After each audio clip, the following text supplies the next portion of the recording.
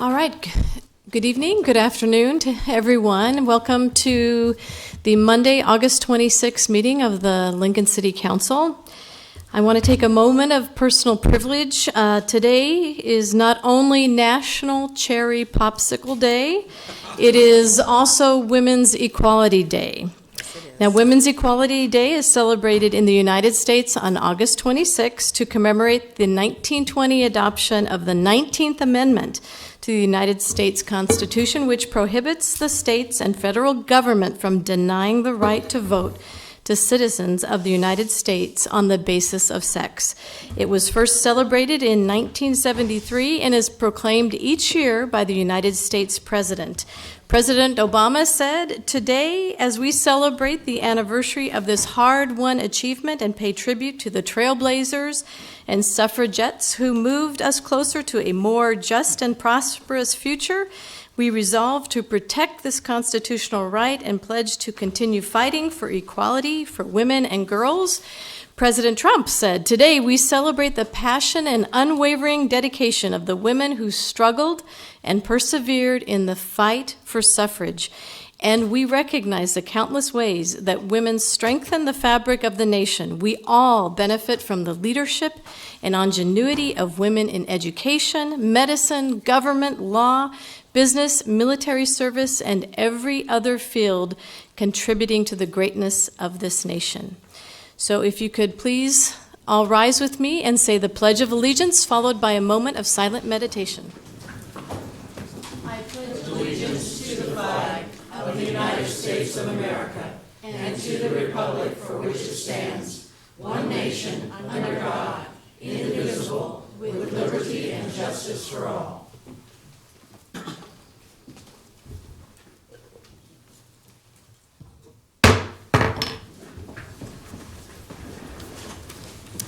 Welcome again.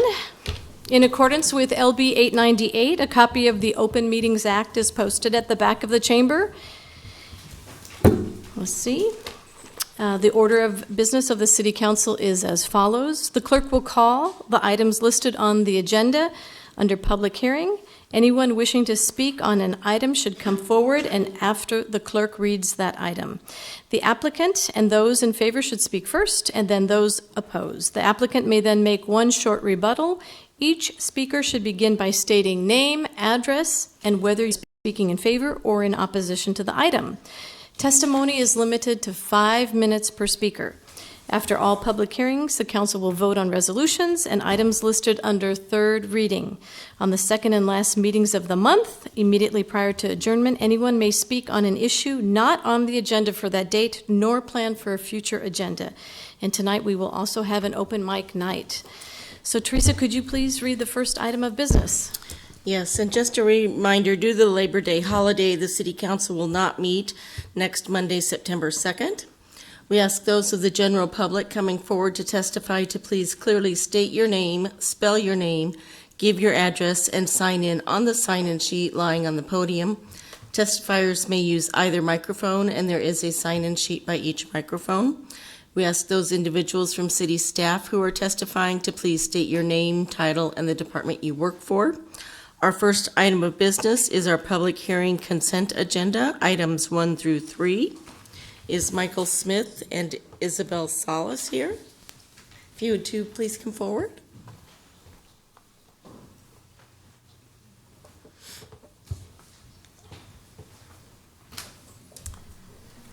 And Isabel, I see that you are being appointed to the Parks and Recreation Advisory Board.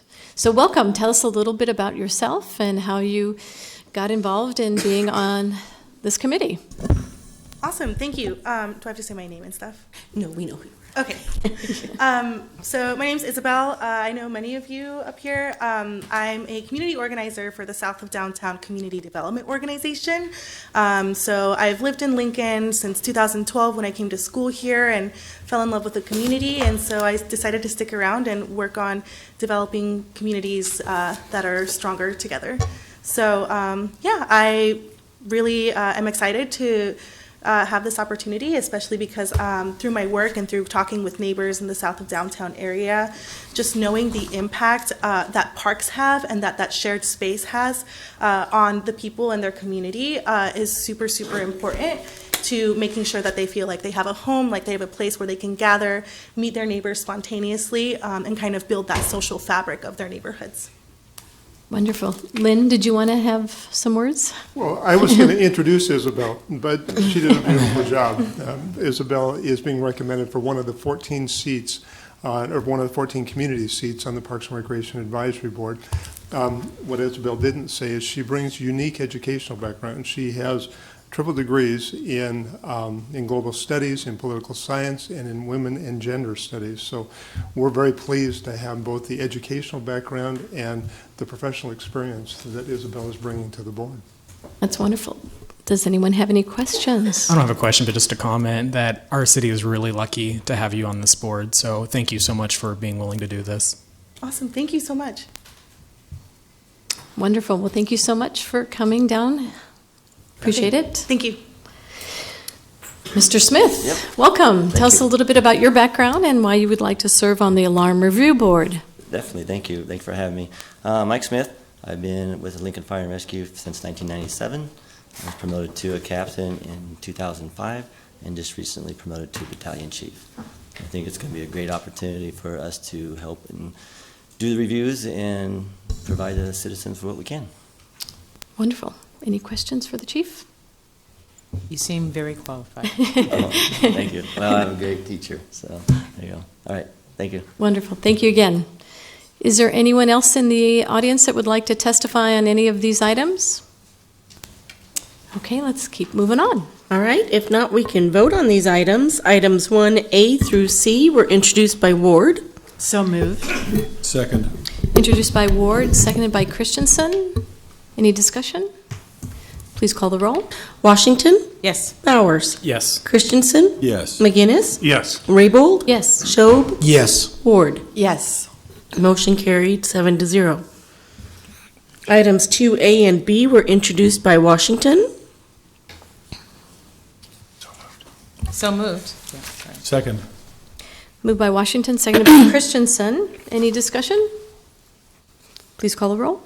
Washington, Yes. Bowers, Yes. Christensen, Yes. McGinnis, Yes. Raybold, Yes. Schob, Yes. Ward. Yes. Motion carried 7-0. Next are public hearing liquor resolutions. Those giving testimony are asked to come forward and raise their right hand for the clerk to administer the oath. After the oath, witnesses shall state their names and addresses. I'll call items 4A and B together. They're the application of Tipsy Tina's Taco Cantina for a Class CK liquor license at 800 Q Street, and the related manager application of Joel Shassow. Coming down. Thank you. You raise your right hand. Do you solemnly swear or affirm the testimony you're about to give is the truth as you verily believe it to be? Yes. Thank you. Tell us a little bit about your application and, of course, Tipsy Tina's Taco. It is 8th and Q, right on the corner where Yowie's used to be. Tremendous location. We will feature a variety of tequilas, tropical drinks, and it will be street taco food, variety of different fast taco meals. We'll also have a variety of salads and some other appetizers included in that, but it will be a unique experience in Lincoln. That's wonderful. Are there any questions? Thank you very much for coming down. Thank you. Next, I'll call items 4C and D. They're the application of Yes Chef for a Class CK liquor license at 235 South 11th Street, Suite 101, and the related manager application of Jason Thiessen. Would you raise your right hand? Do you solemnly swear or affirm the testimony you're about to give is the truth as you verily believe it to be? I do. Thank you. Just state your name and address. Okay. If I signed it on that one, I'm okay, right? Yep. Okay. No, state But it. you have to state it for the record. Say it out loud. Oh, Jason Thiessen, 1951 South Pershing Road, Lincoln, Nebraska, 68502. Wonderful, thank you. Tell us a little bit about your application. So, Chef is a catering business here in town. We've been around for about 4 years now. We were at the Rococo Theater and just moved into our new space. So the Rococo and ourselves couldn't share a liquor license, so we didn't get one until now. And so now that we have our own space, we'd like to apply for that just to make business a little better. It's all catering, so. Terrific. Are there any questions? I have a question. Sure. I'd like to know, since there are 4 partners, different percentages, what are the roles of the other partners? So Ryan Funk is the silent investor. He has a majority, 50%. Claire Cuddy is Director of Operations. She has 5%. And then Brandon Ackert is a silent partner, and he has 25%. So I am day-to-day the chef and, kind of the Director of Operations for the back of the house. And so I will be the one that is getting all this, when we get a liquor like order or something like that, that'll fall on my shoulders, so. Thank you. I asked because your application said you had no silent partners, so. Yeah, he's not really silent. He isn't in the day-to-day. Okay. And so I'm the one, Claire and myself are the day-to-day operators, so. Thank you. Well, thank you very much. Oh, yes, Benny. I was looking at the address on the application and trying to find it on Google Maps, and I got a little confused. Are you going to the old sandwich shop location? Yep, that's it. So what we did is we went in and revamped it. We put a bigger kitchen in there, our offices for our Director of Operations, so we're all under one roof now. So, yeah. But there'll be no public. I can't go in and buy a meal from you during the course of Well, we're working on that. So we're trying to get a new website up where you can, order online, and you could come and pick up for yourself or for, your office of 5 or whatever it is. So we do a lot of pickups there. Okay. And so that will be an option down the road for sure. Thank you. Terrific. Thank you very much. Thank you. Does anyone else wish to come forward on items 4C and D? All right, if not, I'll call 4E, application of Nonprofit Hub Foundation doing business as the Foundry Community to expand its Class C liquor license for an additional outdoor area measuring approximately 48 feet by 6 feet at 215 North 14th Street. Raise your right hand. Do you solemnly swear or affirm the testimony you're about to give is the truth as you verily believe it to be? I do. Thank you. Just state your name and address. Randy Hawthorne, 126 North 14th Street. Thank you very much for coming down. Tell us a little bit about this expansion. So the expansion was in the original plan to be able to have some outdoor seating, primarily for a good morning coffee, but why not also have a nice afternoon drink as well? So we're just expanding just 6 feet off the building to have some outdoor seating for people to enjoy outdoors.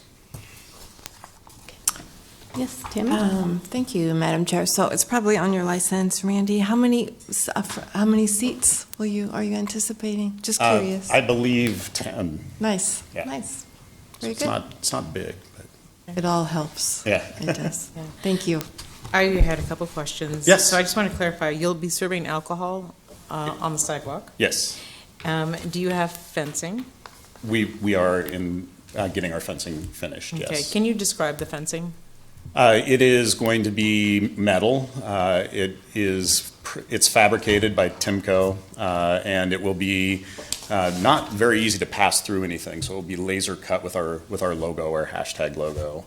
Does that help? Yes, it does. Okay. And will you also be serving food on the sidewalk? Most certainly. Okay.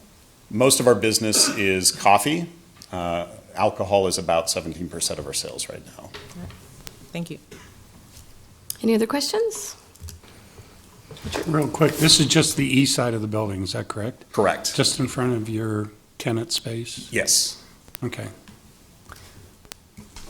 Terrific. Thank you very much. All right, thank you. Is there anyone else that would like to testify on this item?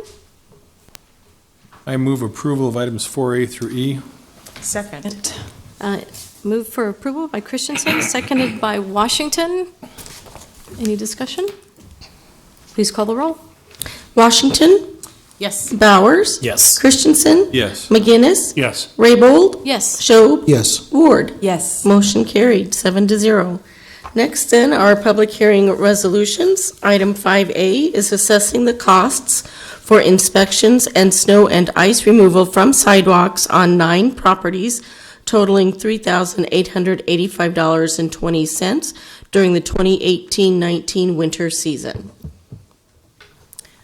Is there anyone here who would like to testify on this item?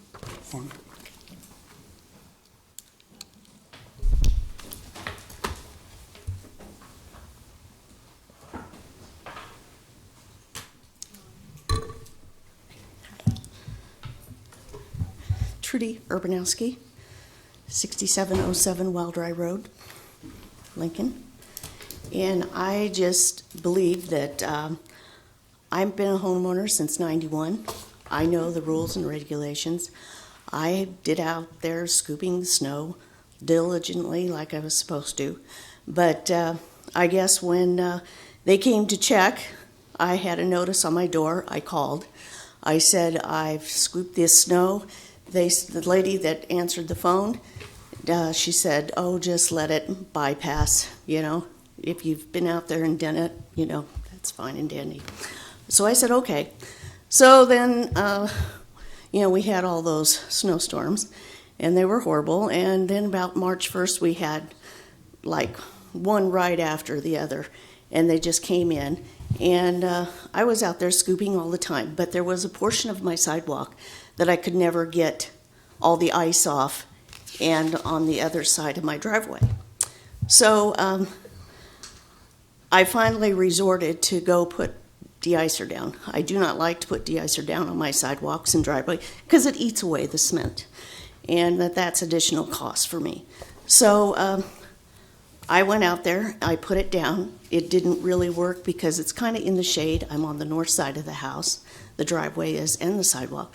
So finally I went out there and I chipped it all away. And then I come back and I get a bill in the mail for $304, where I'm saying to myself, I've been out there, I've done this, and nobody else went out there and chipped that ice away off of that sidewalk. But yet they said that they had somebody come out and put de-icer down, which I never saw was down there. And I went and I purchased it. And I, first of all, purchased it from Super Saver out there in Fallbrook. And then they ran out, so then I had to go and get some more at Ace Hardware. So my complaint is, I just don't think I should be billed for the whole process, because yes, I was out there diligently trying to get this off of the sidewalks and off of my driveway. But I mean, I did the work, I chipped the ice, and this, the person that has the lawn care or whoever you employ out for that did not do that. So, and it would have been taken a longer time to get that ice off of that sidewalk and driveway. And that's all I have to say. Does anyone have any questions for Ms. Urbanski? Yes. It seems to me $308 is a lot for just... Exactly. So did they tell you the date that was for? Well, he sent me an email copy of the statement that the person had sent him, whoever they contract out. And I looked all over on that statement, and there was no date on what day they did that. And me, myself, if I'm going to send out a statement, I'm going to have the date that I put that de-icer down. And I couldn't find it on there, so I'm just like, I think that's an awful, outrageous amount to be charging. And then it was when we were out there also, my daughter and I scooping that morning, actually 2 white pickups come driving by and they pull into my neighbor's driveway and just kind of watch us and then leave again. And I'm thinking to myself, okay, they're checking on me, to see, and I'm just like, I'm a homeowner. I know what the rules and regulations are. So, I just think the $304 is a little bit overboard. So. Thank you very much. I know Thank you. we'll have staff come up and answer a few questions, but is there anyone else that would like to testify on this item 5A? Hi. My name is Brenda Felsing. I own a real estate investment company in Omaha, and we decided to buy our first property here. At the second week in February, we closed. The first week in March, we did have that snowstorm. I was also billed $401.70 to scrape my sidewalks that week. You know, I have to say, as a business owner and as a real estate investor, these types of decisions go into my process for deciding where I put my investment dollars, and I just think it's an exorbitant amount to have been paid, have been billed. I was out of state that week. I didn't even know about the policies here in terms of the sidewalk scraping. So having lived in Omaha, I don't know about that, but now I do. Anyway, I do think that's an extreme amount for my sidewalk as well, and that's what I'm here to speak about. Ms. Felsing, what is your property address? 200 South 29th Street. Okay. So did you receive one notice or two notices for? I received one notice that I'm aware of. I didn't inhabit the property, so you know, it's possible that if there was more than one notice, it could have been blown away. And I don't go there very often, so when I went there a couple of weeks later, when I got back in state, there was one, I think, in my mailbox. And then not until May did I actually get the statement in the bill. When I called right away when I found the notice at the house, and Taylor or Mr. Schaefer, one of those two gentlemen, told me that the bills wouldn't be sent out till some other time. So I'd actually kind of forgotten about it, but then received a bill in May for this amount and continued to follow up on it, and they said I could come tonight. So how many times did they actually come down out to your property to shovel the snow? According to them, they were there 3 different times in the same week.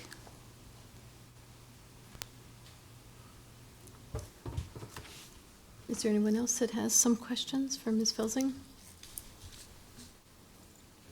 Thank you very much for coming. I would like to add one last thing, is that, of that amount, the contractor invoices were about $242, and the city fees were $159. So, I think both of those costs are unreasonable, personally. Thank you. Thank you. Do we have staff here to address these two concerns? Oh, is there someone else? Mr. Way, are you going to testify on this item?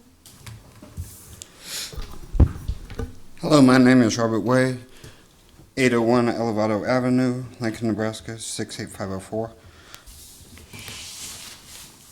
As difficult as last winter was, I think for everyone, including the city, I was kind of surprised to see this on the item. I came here to listen to the budget discussion, but it seems to me that whatever the council decides on these particular cases, I hope they will more clearly promulgate the rules and the fees. Like, is this by a square footage that they have to clear that these payments are excessed? Is somebody going to pay a higher penalty because one contractor pays more? And that doesn't seem particularly fair. If there has to be a penalty, it should be, let's say, based on some sort of fact resolution. And the other thing is, if this is the only public hearing which these people have to defend these statements, are we judging by preponderance of evidence? I mean, if people are going to be fined for something, I think that the details of their case should be here in the public record. That's it. Thank you. Thank you. Is there anyone else who would like to testify on these items? Or this item? Yes, okay, yeah. Lonnie, please come up and can you tell us a little bit more on the billing and the process? Hi, Lonnie Berklin, Assistant Director of Transportation with LTU. I've got with me tonight Taylor Buss. Taylor works for our transportation team, and he is helping to manage our overall sidewalk program. So pretty intimately involved in our contracting and our snow removal. As you all probably recall, we had what I've been telling everyone is the best winter since 1914. We had a lot of these public inquiries, took a lot of phone calls between admin staff on requests and complaints for snow removal on private property sidewalks. And so we're kind of down to these last few in terms of those unpaid bills. But if you have any specific questions on kind of that process and inspection, we can sure answer that. I'm going to start because I'm new, and I'm going to just show my ignorance here. Why are these before council? Were some just paid and they don't come before us? Are these the ones that folks have said, I don't want to pay it? Yeah, exactly. We've, I don't know if Taylor's got total numbers here tonight, but we take, dozens and dozens of these requests, and obviously it depends on how rough the winter is, but yeah, we send out these invoices and work with the property owners, and the majority of those have been paid, and these are those remaining ones that had not. And how is the city made aware of a sidewalk that needs attention? In terms of how we're first made aware, it's on a complaint basis, so we'll take calls. Okay. So I'm assuming it's someone's neighbor or someone who's walking down the street says, oh, this hasn't been done. On a commuter route, someone at work. Okay. Right.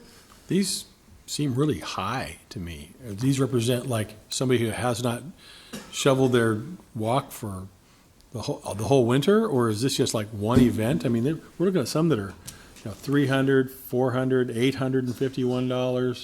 $851. Why so high? I mean, I could pay a 15-year-old $20 and he'd be real happy. Well, there are some of these that are for individual events. There are some of them that roll up totals from multiple events, as was mentioned. A portion of that is inspection fees when we go out and leave door hangers. Taylor and his team, if we get calls back again, we'll go out and re-inspect, maybe even inspect a third time, verify that the contractor has done their due diligence, and it's based on a low bid, typical unit price contract in terms of the snow removal contractors that we do utilize for this service. So let's say it was a one-time event. What would is $300 average for one snowstorm not getting your walkway shoveled? I don't know. I mean, Taylor might probably for this year. It was average. We had such a terrible season that by the time we got called out a second time and then hired a contractor, the snow was packed down. It was ice, so they had to make on an average property. The contractor made at least 2 trips there to get the snow cleared, just because one wouldn't do it. So for the charge of $304, that represents, your records show it was 2 trips, or how many trips? Which one are we talking about? Ms. Urbowski said it would be, I think is it 6707? 1637 Morton Street? No, 67. Oh, okay. Wild Rye. No, so that one was one visit on 3/1. 2 guys were there for 1 hour, 1 bag of ice melt. So the contractor charges were $145.50, and the inspection charges $159.20, I believe. So how many inspections does that indicate were done to that property? Did 3 of them, 225, 228, and 3/4. So does that mean when it's inspected, they leave a door hanger or a notice in a mailbox? How do they do that? Yeah, so the municipal code 14.80.110 says that we have to leave a written notice. So we do that in the form of a door hanger. The first notice is just basically put it on the door, walk away. We don't revisit a property a second time unless we receive another complaint for that property within the same snowstorm. So if it snows again, the clock restarts, basically. Once we go out a second time on the same property, that's when we have to consider hiring a contractor. And that's typically what we do. After a second time with no change, that's when we hire a contractor. The third time is to verify the contractor did what we were paying them to do. So Ms. Urbanski's concerns were that they didn't do anything, that she actually had been shoveling the snow. So we talked about this before, and I have an email from her as well, that we corresponded in the past. What I think happened, typically when the contractor applies ice melt, he has to revisit it a second time, because that means there's still something there and they can't get it peeled off. Typically they revisit that property. They only billed for one visit, so I'm thinking they did their first round and added the ice melt down with the intent to come back and finish the job the next day or two or whatever it was. But I think she beat them to it. So I think that's why it got billed for 1 day's worth of work versus 2, like almost every other one that we received this year. So I guess does the contractor go out the second time? It's up to them to go out the second time and not the inspector. It's up to the contractor to get it clear of snow and ice. And when they're done, they send me a picture, and that's kind of how that goes. But there obviously were 3 complaints that your team had to go out 3 times to address. The first 2 times, the contractor knows nothing about it. The first 2 times, yes. So after the second, between the second and the third inspection from city staff, that's when the contractor does the work. Okay. Eddie. Thank you very much. Push the button first. Thank you very much, Madam Chair. Guys, thanks for coming forward. I do have quite a few questions. Starting off with, how many complaints do you get a year? Do you know? We were looking at 9 here in front of us at the moment. How many do you see in a year? So this year we got 2,200 complaints. 2,200. 2,200. Wow.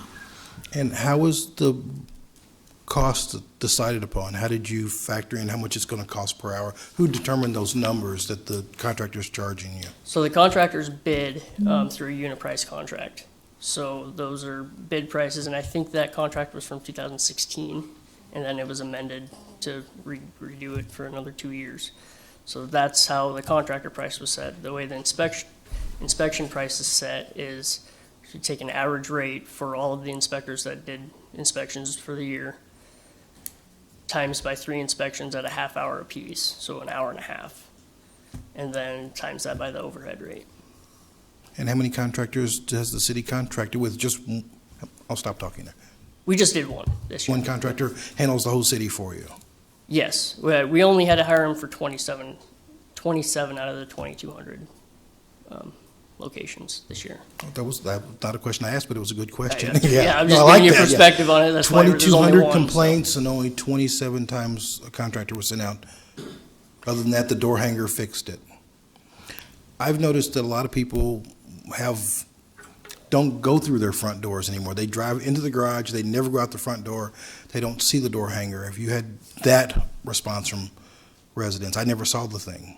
Yeah, we get that quite a bit. They never saw the thing. Typically, if we go out a second time and we see the door hanger still on the same door, we try to find a second door. Maybe it's side entry, garage, or something like that. But other than that, I mean, if there's not another door, we're not going to we can't walk around the backyard and put one up there. So. Thank you. I appreciate that. Thank you, Madam Chair. Any other questions? Thank you both very much. Thank you. Ms. Urbanski, and do you have any comments you'd like to make? Any additional comments? Please come forward, not from there, please. Too hard to hear.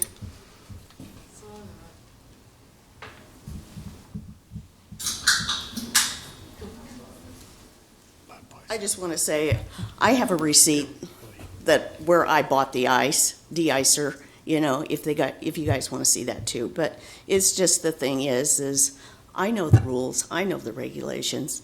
He sent me pictures, and I can tell you, I chipped all of that ice off of there. Nobody else did. And there was never any de-icer down on that sidewalk. So I don't know where they put it, but if they put it out there in the morning, I was out there later on, I would have seen it, and there was nothing there. So I'm just making that comment. Thank you. Thank you. You bet. And Ms. Felsing, did you have another any rebuttal comment? Nope. Okay. All right. Is there anyone else that would like to testify on 5A? Okay, we'll move on to the next item. Next is item 5B, an interlocal agreement between the city and UNL Board of Regents to create the iLink Corporation to provide for the organization and operation of research to address the wireless challenges of the future. Steve Huggenberger with City Law, just here to answer any questions if I can. This is an effort by the university and the city going together to create a nonprofit corporation. And the reason they're doing that is because we have made grant applications to receive some money to try and do some of this wireless research. What the city brings to this project is infrastructure, poles, fiber, right-of-way. The university is, at this time, I believe, more interested in agricultural research, whereas the city is more interested in some of their transportation projects, some of the autonomous vehicle stuff, those kinds of things. But we do not have a grant yet. If we do not get a grant, I expect there will be no effort made in this regard. So in the grant application, what is the city's financial responsibility then? Is it? I'm looking around because I don't know the answer, but I don't know the answer. Okay. Richard? You said this interlocal would probably go away or would not start, or? Well, we will make the effort to create the nonprofit corporation. And the reason for that is to be the recipient of a potential grant. If we do not get a grant, I expect neither party will want to expend funds on this project. But we'll still have an interlocal agreement for this?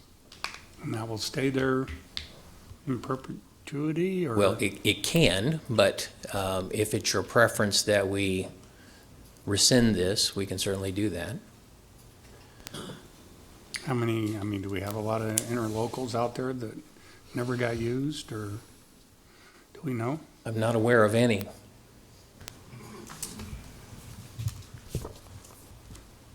Jeff Kirkpatrick, City Attorney. There are certainly interlocals, and I can't cite to one specifically that we've had in the past and perhaps used, and then the cause for it goes away, and some of them we repeal, and some of them probably nobody pays any attention to, and they're still out there in legal limbo. As a nonprofit corporation, do we have to still pay fees to the We would state? have to register it. So this We is still have something to pay we registration fees? Yeah, this is something we'd be more likely to actually disband if it was no longer being used, because it's going to be registered with the state.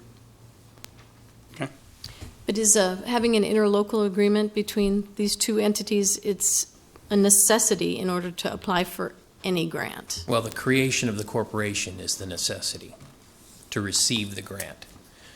If this effort gets up and going, it will probably have one employee, and that will be the director of the corporation, who will organize and collaborate all the partners that may be part of this. And if that happens, undoubtedly, someone will be back before you talking about the projects. I keep turning that off. Mr. Huggenberg, thank you for coming forward. Earlier in the year, there was a site visit by the National Science Foundation. Is this related to that?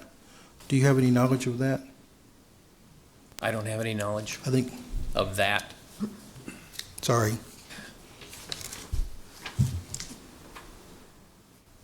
Lonnie Berkland, Assistant Director, LTU. Got a little bit of knowledge of this. The site trip field visit from National Science Foundation was for NEXT grant, which was an advanced wireless research initiative that the city and UNL were working together on. I believe this iLink effort because of all that great work that was done, sort of spawned out of that. Basically, my understanding of this agreement is that it's kind of a foundation of the partnership with us and UNL to basically pursue federal research grants to chase those dollars for grant applications. We've worked with them in a lot of partnerships, chasing grants and grant dollars, and I think this just formalizes that partnership so that when we are submitting on those grants, it's looked on as that corporation or that partnership between the city and UNL. Things from downtown smart communities initiatives, Steve mentioned vehicle to infrastructure initiatives. UNL is always looking to us when we talk about wireless infrastructure. We've got the fiber network, they've got the research talent, so it's a really great partnership from that standpoint to chase some of these federal research grants. Thank you. I remember when some of the conversations at the site visit about the technology that would be tested here that can make our community safer, more efficient, more ecologically sound, and I was wondering if they were related. Yeah. Thank you very much. Yep. Thank you. Any other questions? Thank you very much. Is there someone else that would like to testify on this item?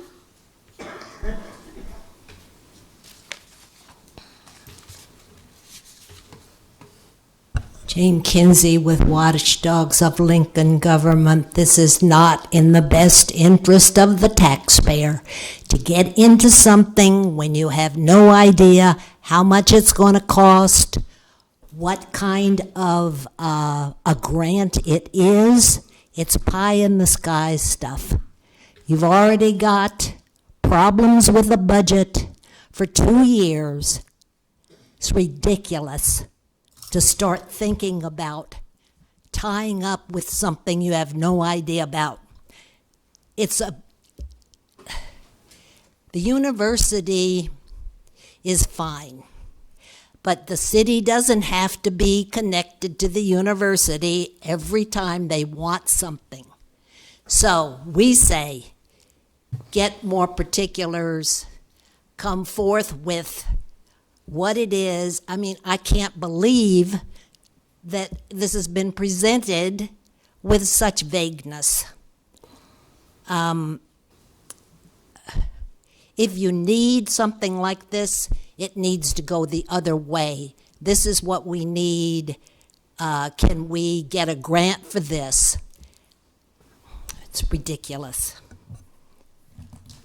Thank you very much. Is there someone else that would like to testify on this item? All right, Teresa, please call the next item. Next is item 5C, accepting a report of new and pending claims against the city for August 1st through the 15th. Is there anyone here about a claim against the city? All right, let's. Wait, what? Oh.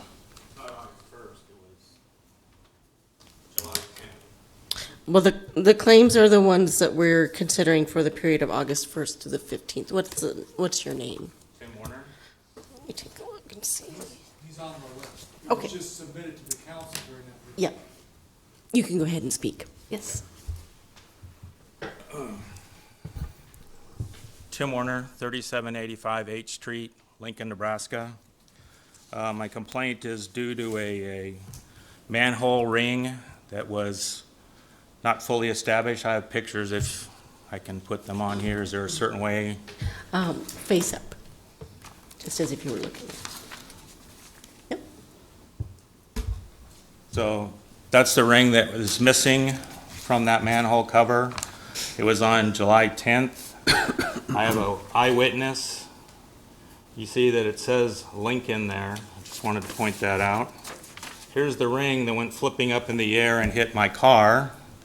Once again, I have an eyewitness to that as well as a police report.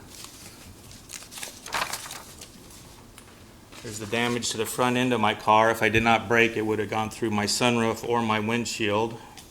And we're still pending on what we're going to do about this, so I would have been out of a car for weeks now.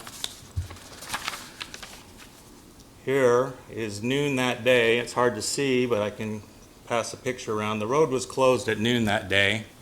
The manhole cover was replaced.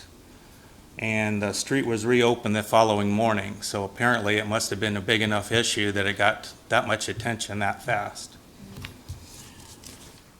The reason I believe the city is responsible is because these are pictures from A Street to Randolph. Then on June 17th through the 26th, the road was closed and all this work was done for all the potholes and items from the winter that caused so many issues. So these are pictures just going down from A Street all the way up to Randolph. That's the manhole that's in question right there. So obviously from A Street all the way to Randolph, this road had attention. So somebody should have seen that that manhole was an issue. If I go back to the first picture of the manhole versus this one, you'll see that this is totally different than the first manhole picture. So obviously something's changed in the design or protecting the manhole ring from coming loose.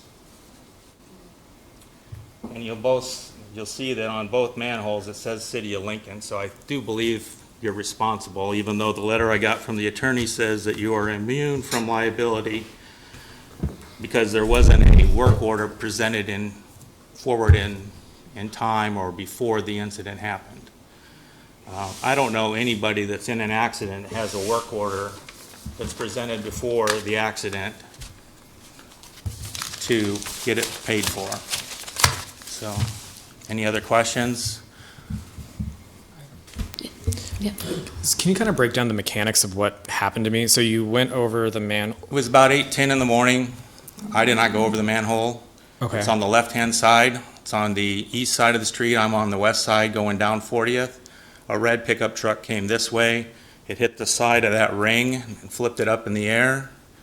I saw it happening. I braked. It landed in the front of my vehicle. Okay, so red pickup truck hit the ring. Ring Flips flew into over my- and then hit the flips front into of my it. lane, hits my car. Okay, thank you. And Mr. Werner, your claim for the damaged amount, is that the estimate to get it repaired, or what does that represent? The $1,500 is the estimate to get it repaired. I went to Tracy's, as well as I lost a half a day's work because of the work I do. I had to go prove I wasn't drunk or whatever at 8:10 in the morning, so I had to spend 3 hours doing all those tests.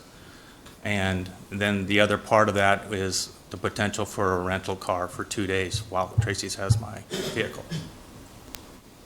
And that $1,500 represents to get it repaired. The repair part, I believe, is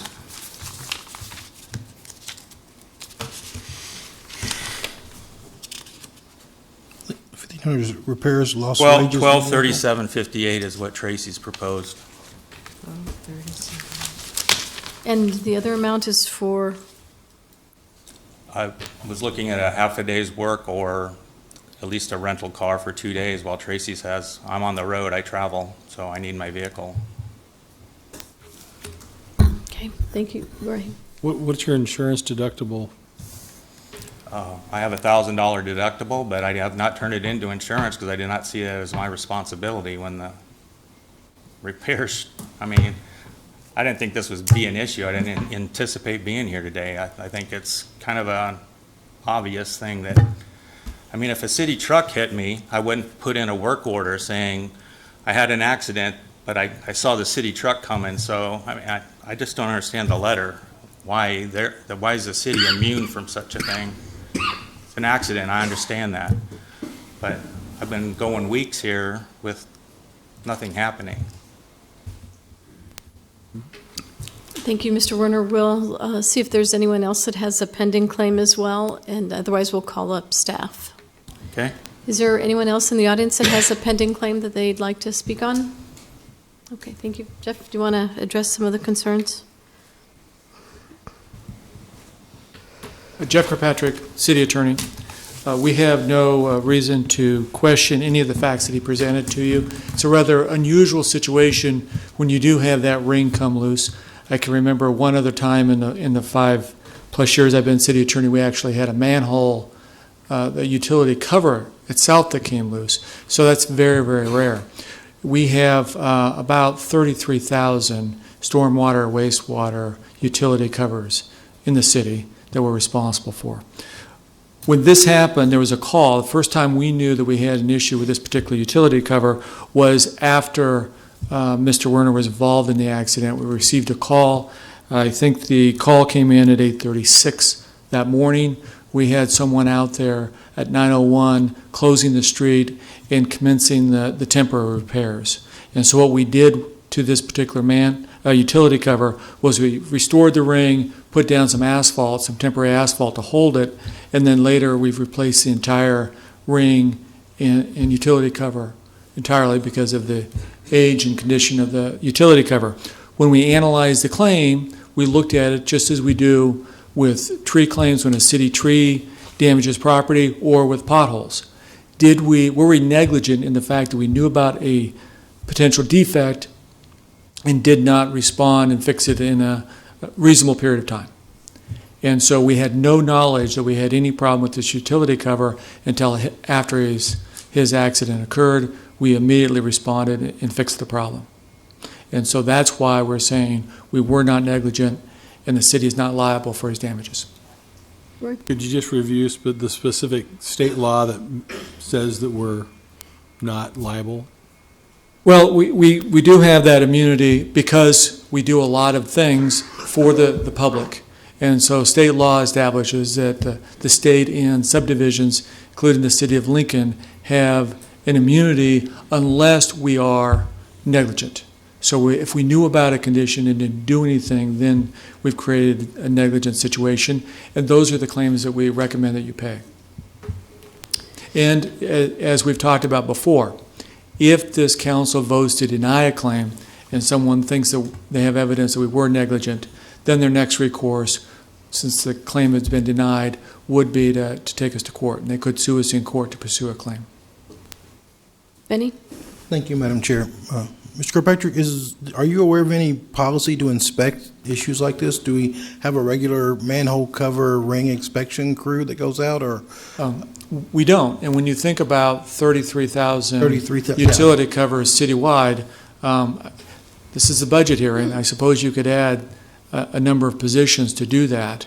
But then the other question would be, why would you do that when we have these so rarely? I mean, not only was this ring loose, this was a really odd event. Not only was it loose, but you had a pickup that hit it at just the right angle to flip it up in the air. And Mr. Werner had the misfortune of coming from the other direction at just the right time. Otherwise, it would have just been laying in the street and somebody would have presumably called it in and we would have responded at that time without any damage. Mr. Werner presented a number of photos showing that obviously there was street crews out there fixing the road. Yes. And I didn't know how that fit in the timeline of when this accident occurred. Well, he's represented, and I have no reason to doubt that the road repairs were done prior to this happening. If you recall the winter we had a lot of a freeze-thaw cycle, and we had crews out for a long period of time fixing streets all over town. So it was likely that they were, but when you're out repairing potholes, you're there repairing potholes. And when you look at a utility cover and it's sitting there, it's properly seated, and the ring is around it as it was prior to flipping up on that particular day, there would be no reason for a street crew that was focused on filling potholes to go over and use a crowbar and test to see whether that utility cover is still properly seated or whether the ring is loose. There would have been no obvious defect that they would have drawn their attention. Thank you. Thank you. Any further questions?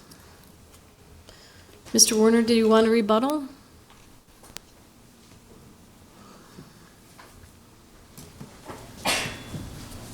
I would say that if you're working on a crew and that street was closed down probably for 8 to 10 days, I did call the maintenance people to give me the exact dates they were there. They were going to get back to me sometime in the week, and that has not happened yet. I do want to point out again that something has changed in the design because this totally looks different than this one does. So things have changed. So it's my misfortune, whatever. It's an accident, I understand, but I do believe the city's responsible for this. the name's all over it. Okay, thank you very much. Are there anyone that wants to testify on a pending claim against the city? Okay, thank you. Let's go on to the next item, please. All right, I will call item 5D and E together. They're the amending the 2018-2020 biennium operating budget for the 2019-20 fiscal year, and a resolution to increase restricted funds authority by 1%.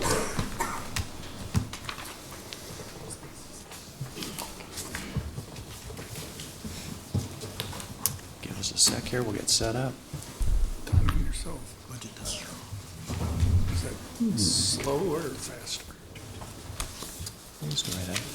Chris, I'm not getting anything on the panel here. It gives me a choice. Lean back. Relax. Put your feet up.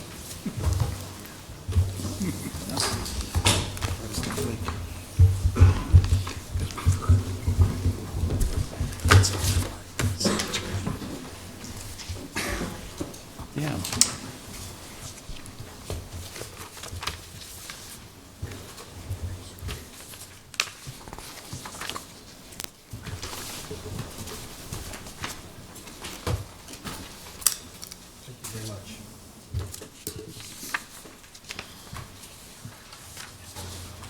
Thank you. We go. We're getting there.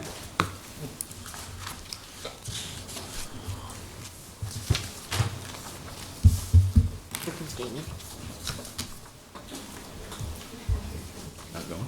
Yeah, we've got nothing on the screen.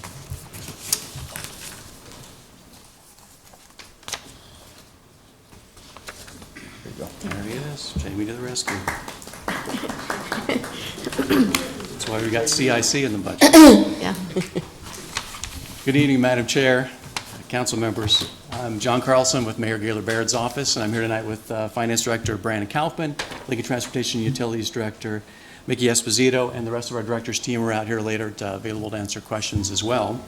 We're here to talk to you a little bit about the mid-biennium budget adjustments that are going to be before you tonight. As you're all well aware, we're finishing up the first year of the biennium budget here, the two-year budget cycle, 2018 to 2020. We're in the middle part, which is designated for kind of mid-biennium course corrections due to unforeseen circumstances and revenue projections. Mayor wanted to make sure that, and directors want to make sure that we told you how much we appreciated the early work with City Council. It's invaluable when we get feedback from Council early on with ideas and suggestions to different draft proposals as we start to put the package together. Most of what you're going to see tonight you will have already seen because of that early work and because of the pre-council that was held last Monday. Mayor also wanted to make sure that we reflected the administration's fiscal priorities, which I'm sure you share as well, as sound fiscal stewardship of the city, transparency in the activities and the package that we put together, making sure that we maintain those service levels for citizens, and obviously to close the gap so we can create a balanced budget as we move forward. We got Brandon. I'm going to throw it over to Brandon to talk about what we're solving for and some other particulars of the mid-biennium. So one thing that John mentioned was that state law allows for changes to the budget. So that's what we're doing tonight is propose budget amendments for unforeseen circumstances. In addition, city code also requires that we set the tax rate for the second year of the biennium, which is what we're doing complying with city code. So in total, the city has about 6 taxing funds. The general fund is by far the largest of that $214 million tax budget. Of that, 37% is sales tax. And then all of that 1.5% that is collected, which is sales tax, goes into the general fund. So it's even a larger proportion for the general fund at 45%. It's probably our most economically sensitive revenue. And when we have fluctuations in that, that also causes budget issues. So I'd say sales tax is short of budgetary expectations for 18-19, and we are forecasting that into 19-20. I was able to get some information from the state today about sales tax by kind of NAICS code, which is kind of the categories for sales tax, and retail year to date was down about 3.5%. So that's by far our largest category. So we're seeing a lot of fluctuations in sales tax, which is causing some of the budgetary issues that we're talking about tonight. So Brandon described the gap, so the question is, how are we going to close the gap so we end up with a balanced budget? And the proposition that we've been talking about with council is basically to close it using three different sources. The three R's: revenue, cash reserves, and reductions in budgets that don't impact city services. So we're going to, again, we'll walk you through a couple of those propositions. Sure, so property tax. So when we go through a budget process, we have a 2-year budget cycle. We always know what the first year of that property tax is going to be, and we do estimates for the second year. So based off, our budget was based off of about a 4.49% increase in property tax revenues. Actual came in, the valuations grew by about 7.37%. So that change right there is what generates that 1.8 million that we're asking to help fill the gap because of the reduction in sales tax. Now, it's not only revaluation that occurred in the community, we also had a lot of new construction. So we had about $497 million of new construction in the community. That's residential, commercial, industrial. That actually makes up about 31% of the total revenue change is due to new construction in the community. So we're asking for that property tax of that 1.8 million to help balance the budget overall. And then the kind of third area that John mentioned was the reserve levels. So one thing, we have reserves for a number of reasons, but they're also there to provide revenues in case of reduction in state or federal grants.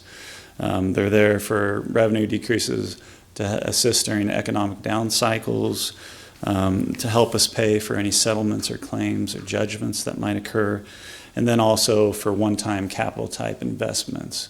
To date, council has a policy that they enacted, I think, back in 2003, and that sets a floor level of 20% reserves. With the rating agencies vary a little bit on what they would like. So Moody's, which is probably by far the most conservative rating agency, wants a 30% reserve level for a AAA. Now, we're a AAA, which is the highest bond rating that you can receive from a rating agency. We're estimating right now, based on potential drawdowns of the reserve, that we would end 18-19 with about 35% reserve level. So we're way above the council threshold, and we continue to be above that 30%. This drawdown allows us, more than anything, flexibility as we prepare to enter into a new biennium in the upcoming year, and we'll kick off that budget cycle typically in December type time frame.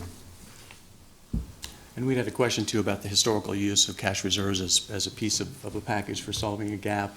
And so I know you've added that chart too, to show that it's not an unusual circumstance. And that's a chart on the left. So basically, that's not our total reserve levels. That's the fluctuations, kind of incoming and outcoming, based on the year, basically on how revenues were coming in compared to expenditures. So you can see that fluctuates over time, but we have been building our reserves since 2007. So two pieces of it, the revenue piece, the reserves are kind of the contingency piece too. We also, before we leave that notion, we want to also ask Mickey to come up and talk a little bit about another kind of a contingency that Brandon will kick us off on that was involved in the 2018 budget that we're working on from right now. Sure. So as we went through the 18-20 budget cycle process, I think we started to become concerned about sales tax revenues within that process. So like I mentioned earlier, we have estimates on property valuations, and then they come in. That's the same thing that occurs on the initial year of the budget. So one thing is estimates came in higher, or the actuals came in higher than what we had originally estimated. And as part of a hedge, basically, to account for the decrease in sales tax revenues, there was contingency language that was added and passed by the city council. That basically said there was $949,000 in the first year, 18-19, and $994,000 in the second year that was set aside as a contingency. And the only way it could be transferred is if it came back to council for approval and that we met total overall revenues. So we're not going to meet those overall revenues, so we're not asking to continue that transfer. So really, I think the people that put that package together ought to be commended because they were sort of making sure it was based on revenue projections being met. That actually was made pretty clear when that action was taken last summer in August, and basically in press release even said that these are contingent funds. The good news is, as Mickey will come up and talk about, is that even without using those contingent funds, it's still in good shape on street funding. That's right. I'm Mickey Esposito, Director of Lincoln Transportation and Utilities. And I just want to assure folks that we see transportation funding continuing to increase upward. This next year will go up by another additional $1 million in our regular budgets. But again, that's in addition to the $13 million annually that we have from the quarter-cent sales tax. So we're in good shape. We're ready to deliver projects for next year. And I just wanted to give everybody that reassurance. So then the final piece would be some reductions. Here again, I want to compliment directors, and they're going to obviously want to compliment their staffs for getting together and figuring out how we can all work on this to come together and find some reductions that can find savings without impacting city services. And again, early work with the departments was really crucial. Brandon and his team getting together to identify what that gap was, putting out the information to departments. You can see the savings that were identified by those different departments here listed on this table. There's a wide range because, of course, departments have different size budgets, smaller budgets, bigger budgets. The important part, though, was how people came together as a team to try and work together to find those budget reductions. We do want to talk about a couple of the ones, the six-figure ones, just to give you kind of an idea how those savings were found. Lincoln Police, for example, you can see a six-figure cut there too. Those, and one of the fire cuts also, are basically vacancy savings. And the simplest way to describe that would be, for an example, the gap between, say, someone that retires and when their new hire comes on. So you may have a gap in between that time. You may also have a salary gap in between that time. A person that's been here a long time, maybe having a certain salary, the new hire comes in, they have a lower salary. So oftentimes the gap between when that person stops being paid because they've retired and the new hire comes on is known as vacancy savings because the position is temporarily vacant. You also can have those savings from the difference in those salaries. With big departments like that, with large staffs and lots of people power, that can add up to these pieces that can really help make the package for those savings. You'll notice the LFR has actual a second savings there. That has to do with the new station number 16. So the stations were under construction in 2018 when this budget was put together. They knew the station would be coming online at some point in 2020. They didn't know the exact date. So they budgeted in for an entire budget year for 2020. That station actually will become operational sometime in the mid-year, end of spring, beginning of summer. And so you'll actually have a full year budgeted, but the station won't actually be up and operating, so you have some savings there for those months when the station won't be open. And then the third one that's a six-figure budget has to do with StarTran. And again, I'm going to ask Mickey to come back up and talk about the work that she did along with Mike Davis and StarTran in order to find an opportunity here. All right. Let me just first say that relative to paratransit services in our community, this is a very critical service, and many people in our community rely upon it to get to work and school and appointments and even the grocery store. On average, we provide approximately 300 trips per day. Our goal is to make sure paratransit service continues into the future. That is our intention. So this proposal, just to clear it up for everyone, it does not cut service at all. Rather, it's an expansion of an existing service that reflects our commitment to maintaining it for the community well into the future. So this slide shares with you that currently StarTran provides 2/3 of this service and handles 100% of the reservations through our dispatch.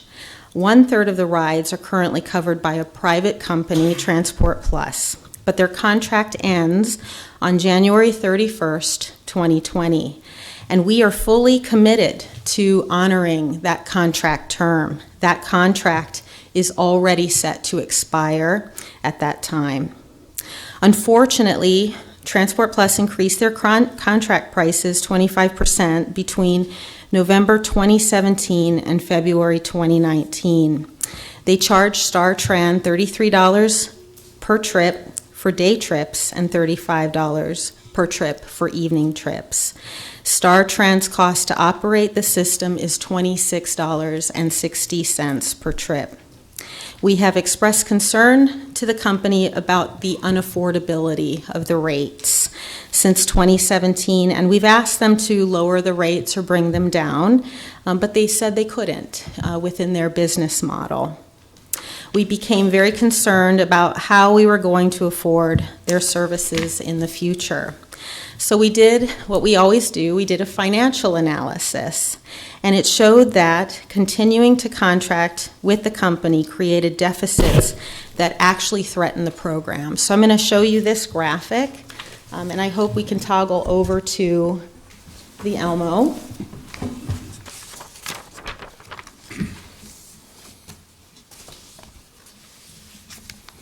The numbers in red are what we were projecting out that we were very concerned about.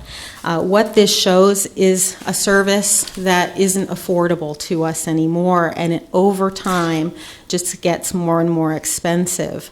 And what we would have to do in order to afford these rates is cut this service or cut other programs.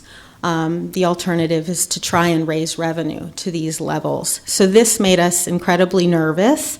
In the alternative,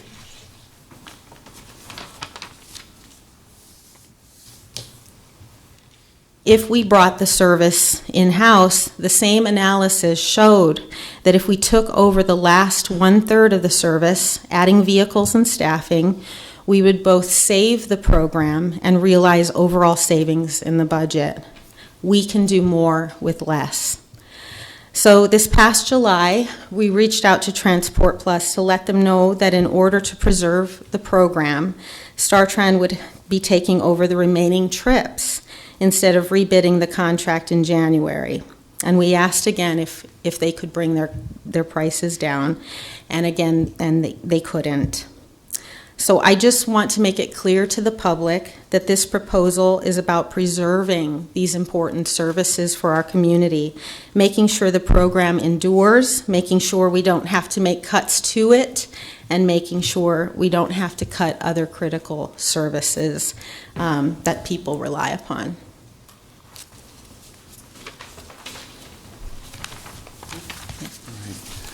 Thanks, Mickey. I mean, I think the thing we also wanted to point out is that, you know, Mickey and her team have done a great job trying to work this through. This, although we're bringing this forward as part of the budget, I mean, these contractual services are actually an administrative action, but we put it in as part of the package because we wanted to make sure that we're being transparent and people understood if it was part of the budget solve, why it was being involved, so the numbers could be put in there too. But I think it's also a great example of the fact that these are tough choices. And the fact that staff is doing the work, they're doing the hard work, they're doing the analysis in order to find out how can we protect these services. That's Mickey's team's #1 priority, is to make sure that people have access to transportation services that they need, and that we're not forced to make a cut in other services in order to provide that. They found a way to do that, and we think it works well for the budget. Adding that all in together, then, we find the third piece then, nearly $1.1 million in savings that help to then close the budget gap also. So bring Brandon back up, and we've got just a few more slides to kind of finish. So we're kind of back to that three-legged package then again there too, with the revenues, with a bit from reserves, with some from the strategic budget cuts or the reductions, and I think in that way we're able to close that budget gap back up. Just as a reminder, some other budget items. The stormwater bond that was put on the ballot by the City Council, that was approved by voters at the recent election, to approval of $9.9 million. That came back to Council in late May for approval to move forward. So we issued those bonds and then are included those in the amount of $703,000 in payment for the upcoming year. So that's why you see a slight increase in the tax rate, is because of those voter approved bonds. As a reminder, we're about 16% of the total tax bill. So if you have a $180,000 house, your tax bill for the city of Lincoln is generally about $570 of that total tax bill. And then Mayor, I think, has continued to try to make it a priority to collaborate with people on the council and, in addition, citizens in the community to talk about these potential issues, and especially worked hard with the cabinet to come up with recommended changes to help solve this gap in the midterm of the biennium. So what we thought we'd do is, we know there are people here to testify. Thought we'd see if there's testimony on the budget, and then we'd come back up afterwards and answer any questions, unless you have immediate questions. We thought we'd hear what people have to say. Does anyone have any immediate questions that they feel need to be answered? Okay, thank you. We will ask. Oh, Brandon, yes? Teresa, did you call the next item as well on restricted funds? Please. Do you want me to cover restricted funds now, or would Sure. you? Let's have it while you're here, and then Okay. we'll get on to people testifying. Okay. So restricted funds, we've been talking about this a lot lately. So basically, restricted funds is a revenue cap law that the state of Nebraska put in place back in, I think, 1997. And it basically caps our core revenue growth at 2.5%. So that's sales tax, motor fuel tax, motor vehicle taxes, property taxes are all capped at 2.5%. The city council can, by a majority or a supermajority vote of 6 of 7 of its members, increase that by another 1%. So those restricted funds make up 76% of our total tax-funded budget. So there are core revenues are basically capped at that 2.5% growth. You know, some of that is driven by growth in the community, which also continues to put additional pressure on services as we expand our footprint. However, that growth puts downward pressure on our revenues when we're capped at that 2.5%. So we go through a calculation on an annual basis, which basically shows a rollover balance of restricted funds authority. So that has been decreasing over time because we haven't had the additional 1% expanded authority that can be allowed by the city council. As you think about this moving forward into the future, that growth that we want to help to fund expanded services, that's primarily driven by personnel cost. And those personnel costs are the biggest portion of our tax-funded budget at 64%. You know, all of that is driven a lot by comparability that we're required by state law to pay wages comparable to other benchmarking municipalities. And those personnel costs continue to grow above that 2.5%. So really, our biggest fiscal crisis on the horizon is running out of these restricted funds authority. And the only way to grow that, or the biggest way that you can do that, is by this 1% additional authority that the city council can approve. So I would recommend strongly that the city council approve the 1% additional authority. It's a regular action that's taken by municipalities across the state, including the county. So I would highly recommend voting for that. Are there any questions on this item, Sandra?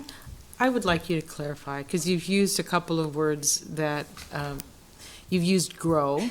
Okay.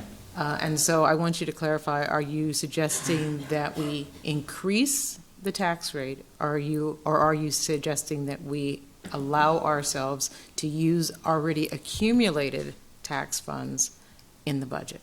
I think I'm suggesting that you utilize the accumulated funds that occur on an annual, biannual basis. This body sets the tax rate. That's a requirement of state law. The additional 1% basically gives you future financial flexibility to have the flexibility to adjust revenues as needed to continue providing service levels that are adequate for the community. So in the end, it's just providing you more financial flexibility. The way I always think about it, Brandy, correct me if I'm wrong, but so we want the city to grow, and as the city grows, we have new houses, new businesses, and so we have new source of revenue, and those funds can come in to help continue to build the services that they expect. But if you bump up against the lid, the new firefighters, the new police officers, the new park people to staff the new parks that those new businesses and new homes expect, eventually you'll bump up against that. So you could actually be bringing in revenue that you wouldn't be able to spend in order to provide services for those new areas. And where does that revenue go if we can't spend it? Well, eventually, if you run out of restricted funds, you have to adjust something down. Now, the one thing that you have control of that you can adjust down is property tax rates. And again, and that's done every year. So Yes. you're not taking away any opportunity to set the tax rate every year. You're just planning for future flexibility. Thank you. I was going to say, just because if we vote to approve that, it's giving us the authority, but it doesn't allow us to spend it until we go through our regular lawful budget process where the mayor puts forward a budget and then we all weigh in on that. So we may have the authority with the funds, but we can't spend it because if it's not in our budget, doesn't matter. We can't spend it. You have to vote on it. Unless we vote on it and approve it. Absolutely. Okay. Thank you all very much. Well, thank you. We'll have you sit down, and then we would like for the individual to come forward. Individuals, if there are people that would like to testify on this budget, please come forward or form a line. Thank you. My name is Richard Schmeling, and I'm the president of Citizens for Improved Transit. I'd like to thank the city council and the mayor and the city staff because you didn't whack any money away from StarTran. We have some momentum going. We are implementing 5 phases recommended by the consultants. We're seeing a pretty steady 5% increase in ridership with StarTran. And a year from now, I'm going to come back and I'm going to see you again, and I'm going to ask that you increase the funding so that we can implement the rest of Phase 2 and Phase 3. But thank you for not whacking it this year. The one item that does impact StarTran is this plan to eliminate the contract with Transport Plus. And the Citizens for Improved Transit is skeptically in favor of this. I say skeptically because I think what it boils down to is if we turn Transport Plus loose and find we can't handle it with our StarTran assets, they're not going to be around. They can't afford to have all those wheelchair-equipped vans and all the specialized equipment and so on just standing by. And the StarTran overflow is the bulk of their hauls. So I visited with Mike Davis. He seems to have sharpened his pencil, and hopefully this has a chance at working. I will tell you that I attend all the StarTran Advisory Board meetings each month, and we have tightened the system because one of the big bugaboos with paratransit is people that don't show. You send a driver and a van out there for a scheduled pickup, and the people don't show. And that means that somebody else isn't getting hauled. And there are going to be consequences for the people that no show, and there are going to be consequences for the people that don't cancel 24 hours in advance. And hopefully that's going to allow us to do the paratransit with fewer buses and drivers. Now, I told you that I wear a number of hats, and so I have another hat, and I want to visit with you about something else. I am also, in addition to my work with CFIT, I am the District 1 Director of Pro Rail Nebraska.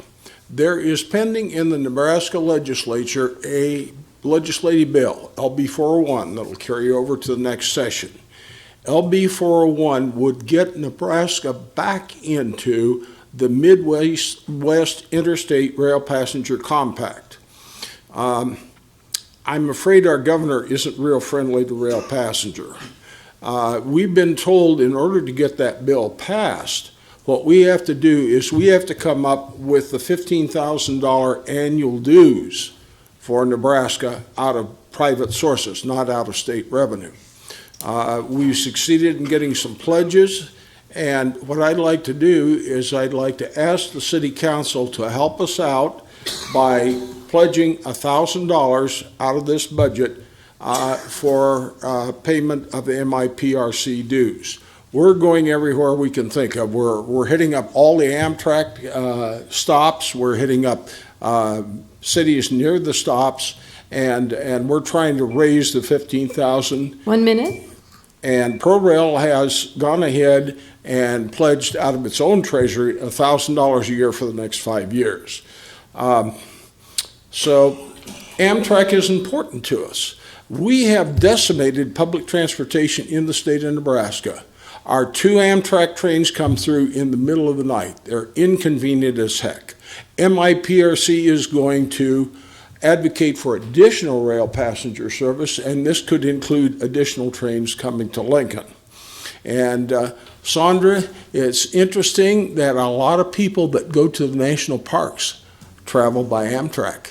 The long-distance passenger trains serve a number of the national parks. And at Grand Canyon, they had such a traffic jam that there's a railroad that runs from Williams, Arizona up to Grand Canyon to haul the people so that they don't gridlock. And I really have taken up enough time.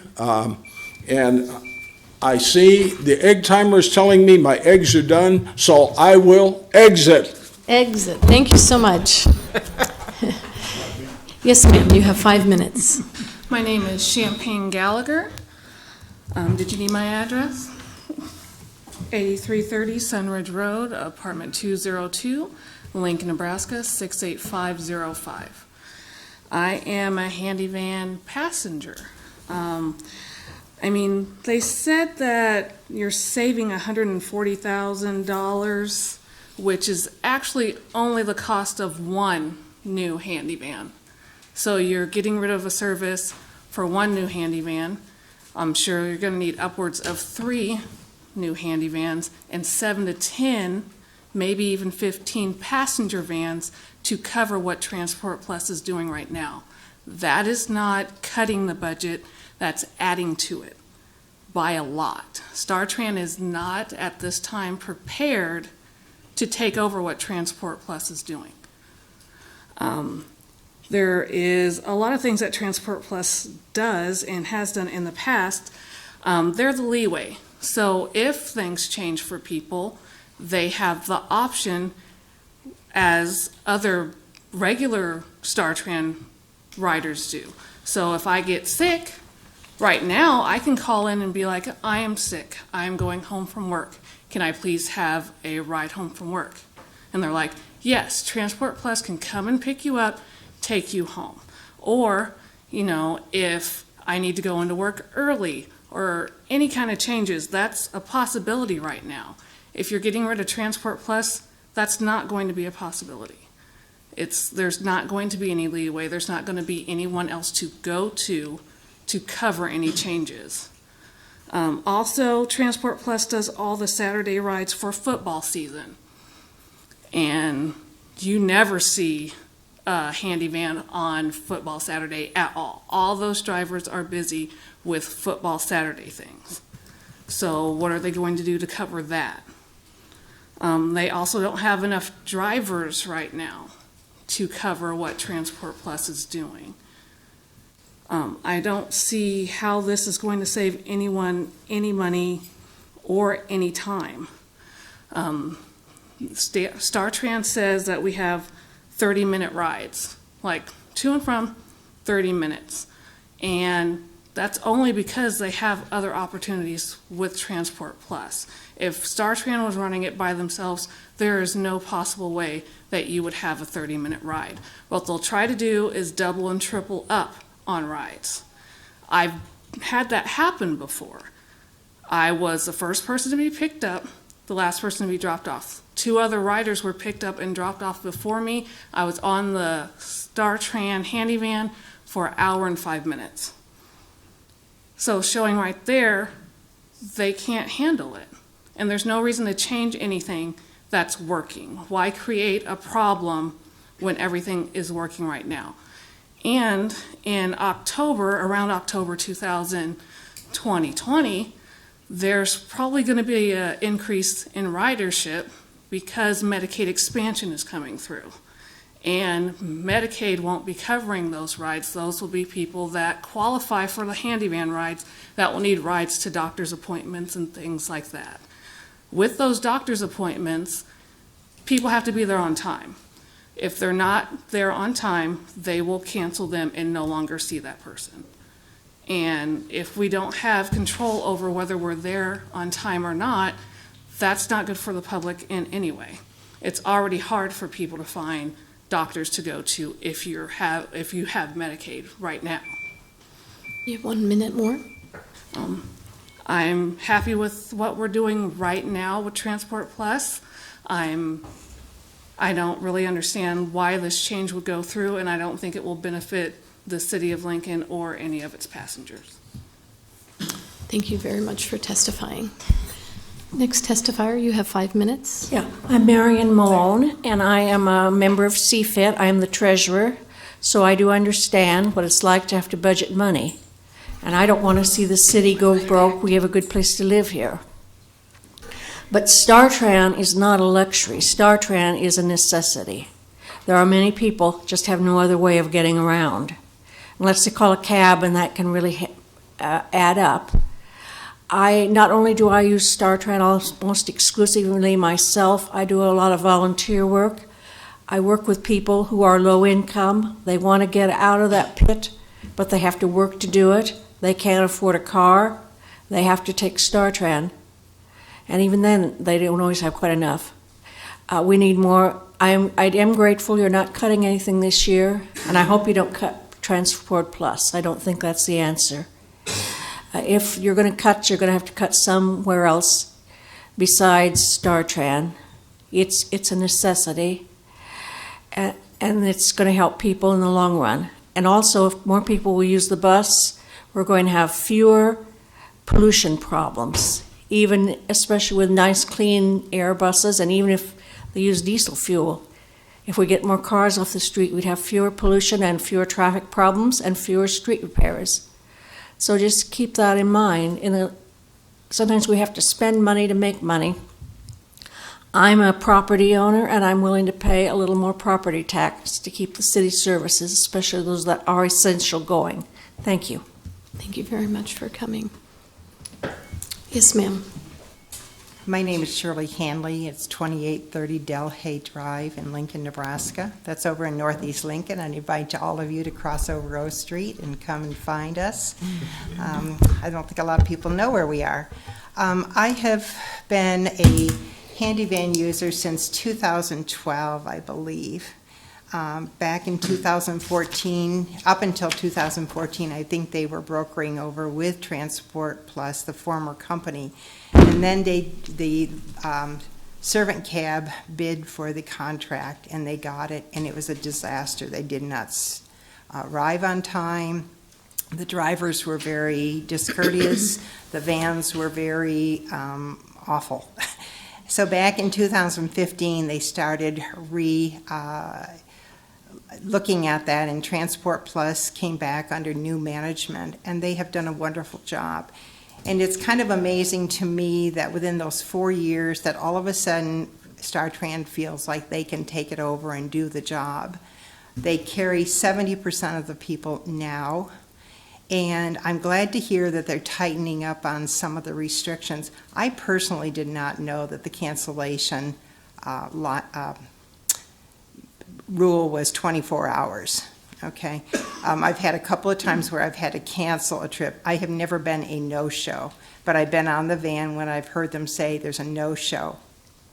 It's my understanding that if a trip with Transport Plus gets canceled, they do not get paid. If someone cancels with StarTran, those drivers still get paid. So it's not really equitable there. I have been concerned about the style of the handy vans for some time, and when I call in, I can't get people to even call me back to discuss it. They've gone to a van now that has 4 steps. It's very narrow. Anybody with a walker has to use a lift. I carry my groceries up those 4 steps. I'm always excited when Transport Plus comes to pick me up because the drivers get out, they identify themselves, they offer to help me load my groceries, which I do not need, but they're very courteous, always on time. I never have to wait. My concern is I do not think that StarTran Handy Van can pick up the increased number of people, and I do think, echoing this other lady's statement, that the ridership is only going to increase. They've recognized through StarTran, through the Handy Van, that there is an increased need because they have gone from 1 to 2 people making the reservations. And if you, as a council person, aren't familiar as to how that operates, you call in at 8 o'clock in the morning if you're hoping to get a ride, and you may be on hold for 20 minutes trying to get your ride for the next week scheduled. Once in a while, things happen in life. I would hazard to guess if you guys were to look at yourselves and say, next Monday at 8:15 I will be here, you might have some difficulty. Life happens. Sometimes people do have to cancel. And so I think there needs to be a tightening of the regs so that, you know, the continued no-shows have to do something about it or not receive the transportation. But I truly do not think that StarTran will be able to provide the level of transportation in a timely manner. I know costs of having an employee, whether it's through StarTran or whether it's through Transport Plus, continue, costs of insurance continue, fuel costs continue, equipment costs continue, and the footprint of Lincoln, Nebraska has increased significantly in the last few years. So I just really caution you taking a jump to something. A few years ago, they redid the bus routes. Within a month, they had to put out new schedules because they really didn't know what they were doing. I encourage you guys to talk to drivers and to talk to patrons before you start just making decisions. Thank you. Thank you very much. Welcome. Hi, my name's Marilyn Kruger. I live at 1910 West Lake Street in Lincoln, 68522. I am speaking to you about StarTran bus system. I recently retired as a bus operator, a position that I held for more than 16 years. I also, during that time, served on the board for ATU 1293 for 6 years, and I was a founding member of and secretary for Citizens for Improved Transit. So I think this gives me a unique perspective. I am here today, however, as a private citizen. I would like to thank the current and former mayor and city council members for recognizing the importance of quality transit system. In 2019, the city made long overdue improvements in the system and greatly improved services for passengers. These changes have increased ridership. Unfortunately, however, there is a serious problem with employee morale. This problem is systemic throughout StarTran. Unhappy workers do not make good employees. When people feel unappreciated and undervalued, they are less productive. The stress level among bus operators throughout North America is among the highest in any profession. StarTran is chronically understaffed and has equipment that is worn out and should not be in operation. Buses and handy vans are not well maintained and pose a hazard to both the bus operator and the public. I retired a year and a half earlier than I intended because I sustained a serious back injury and did not want to risk re-injuring my back by continuing to work. I think the city would be wise to address these issues before it opens a can of worms by trying to cut expenses by eliminating Transport Plus as a broker. please understand that as a union member and a former executive officer, I do think that creating more jobs is a good thing. But for many years, the union argued that the way to improve services was to bring it all into the StarTran under one roof, not broker out work. However, I don't believe that StarTran is prepared to handle this amount of increased services. I don't believe there are enough vehicles available. I don't believe there are enough drivers available. And I wonder if they're counting on using spare vans to take care of this overload, because those vans are undependable. Part of the current understaffing problem stems from the fact that the city does not have on-site fueling station for CNG fueling, and so any savings that's being that's as part of the low-cost fueling for CNG has been taken up by it.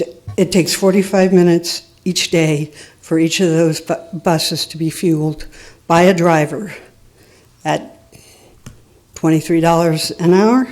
That doesn't register to much savings, and they continue to buy more CNG buses. Okay.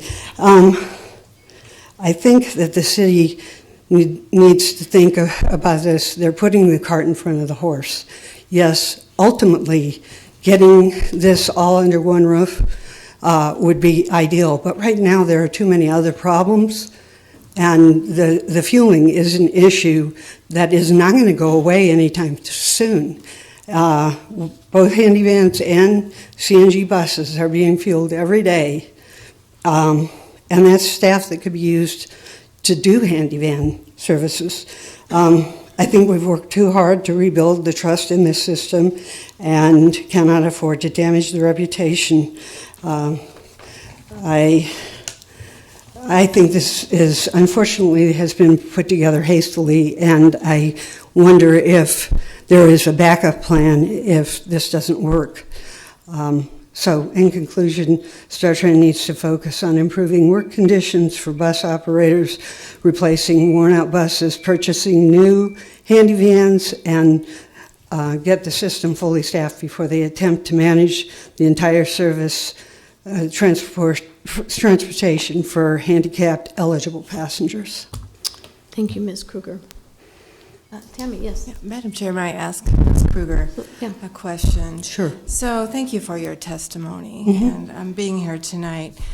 Given your extensive experience with StarTran as an employee and also as a union person, it's my understanding, and Director Esposito, correct me if I'm wrong, but some of the jobs will be offered or posted if we approve this evening, so that transport employees can apply for them, these same positions. Would that give you some comfort level with StarTran taking over these services that we are hearing and believe will be actually expanded and not limited? If you knew that the same staff, there might be an opportunity for them to continue those services in partnership with the city? I'm not sure I understand. Are you saying that they will hire more people from the Transport Plus staff? Correct. If they applied and got the job with the city, doing the same job only now with StarTran, would that give you a better comfort level of services being delivered? Well, perhaps, but I don't think it's going to save any money. Okay, I understand that. Well, we may have Mickey Esposito come back later and address some of that. I think that might be the case, as outlined to us, that the money would be saved, and in an ideal world, perhaps that with some of the same drivers that some of the people we've heard from tonight have experienced at their door, that they're used to working with, used to seeing. So I just want to put that out there for your consideration. Sure. So thank you so much. I realize that I'm not privy to everything that's that you guys know. So Right. That's why we're here tonight, yeah, right? but this is just my impression. We're really grateful Thank for you. for your Thank you, testimony. Ms. Kruger. Thank you. Next testifier, you have 5 minutes. Hi, good evening. My name is Tom Nebelsick, 6125 The Knolls, here in our beautiful city of Lincoln, Nebraska. I want to state my opposition to correcting a budget deficiency by taking money from the cash reserves, which I understand is set aside for unforeseen circumstances. Like many, I've paid all the taxes required of me every year for vehicles, for property, for sales tax. And although I don't drive all the streets in the city of Lincoln, the ones that I do seem to go further into disrepair every single year. And like many people, the agony continues to increase. The disgust with the way our city streets are managed continues to be a source of great discomfort for me and many others, and not to mention what happens to our vehicles. And so with a continuing disrepair situation going on, it's hard to see how the lack of repair that occurs to our city streets can be considered an unforeseen circumstance now. So, it seems to me that this is a matter of budgetary mismanagement rather than properly addressing the problem over time. And so that's my reason for being opposed to taking money out of the cash reserves. On another matter, having been in the private sector myself, it's hard for me to imagine how a government entity can provide services cheaper than a private entity. And I admit I don't know all the facts. That's all I have to say. Thank you for listening to me. Thank you, Mr. Appelsick.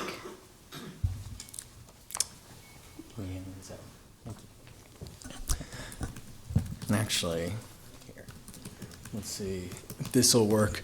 Hello, my name is Edison McDonald. I am the Executive Director for the ARC of Nebraska.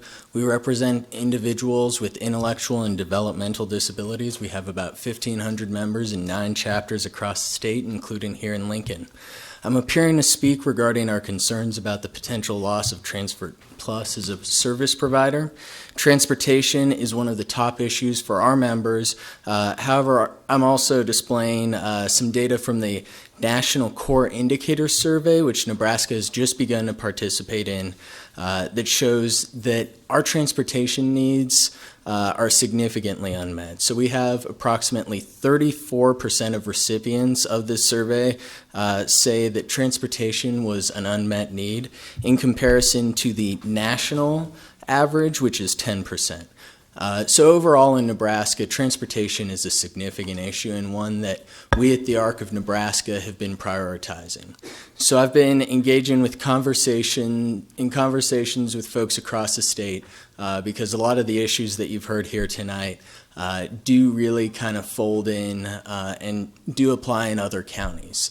The having to go and set a reservation super early, lack of available rides. They talked about when the rider isn't there. Well, the stories that I hear more frequently are the stories when a driver doesn't appear. We've been dealing with that especially a lot in rural counties and western Douglas County. But Lancaster seems to have not had nearly the same level of issues. So I'm not completely sure, but I do think that there is a strong possibility that Transport Plus and having an alternative service provider has provided a significant benefit. So with that said, I'd like to go and talk a little bit about the story of one of our members. She was an individual who has a disability who has ridden StarTran and Transport Plus. She has a variety of concerns listed in the letter that I have provided to you, especially in terms of the concerns over service levels. Saturdays, game days are obviously going to be difficult. Weekends and allowing individuals with disabilities to really participate in our community is difficult. If they can't go and get anywhere after 5 p.m. or they can't get anywhere on the weekend. So really making sure that you have that flexibility, I think, is absolutely important. But the story that really gets me was I was told by some of our members that Transport Plus would go and on a rainy day come out with an umbrella and go and hold it over the individual, whereas StarTran wouldn't. And I thought, okay, this seems a little over the top, but then I actually saw it one day with one of our members as they were leaving my office. And I think that really states some of the key issues and concerns here. With that, I would encourage you to really take a look at this contract, take a look at the benefits. They've talked a lot about the fiscals. I'd really like to hear the city staff talk maybe about some of the quality review and quality assurance. I know that earlier in your budget discussion you talked about how important it was to have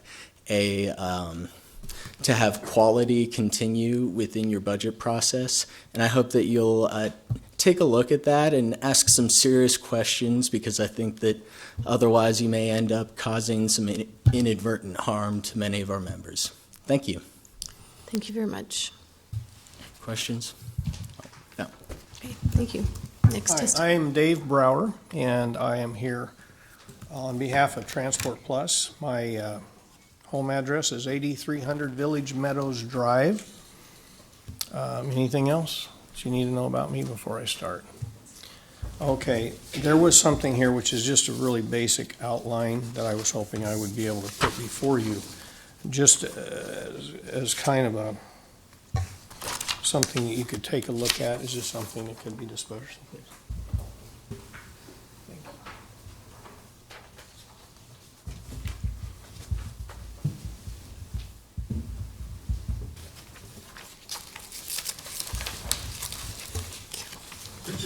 Let's turn it this way.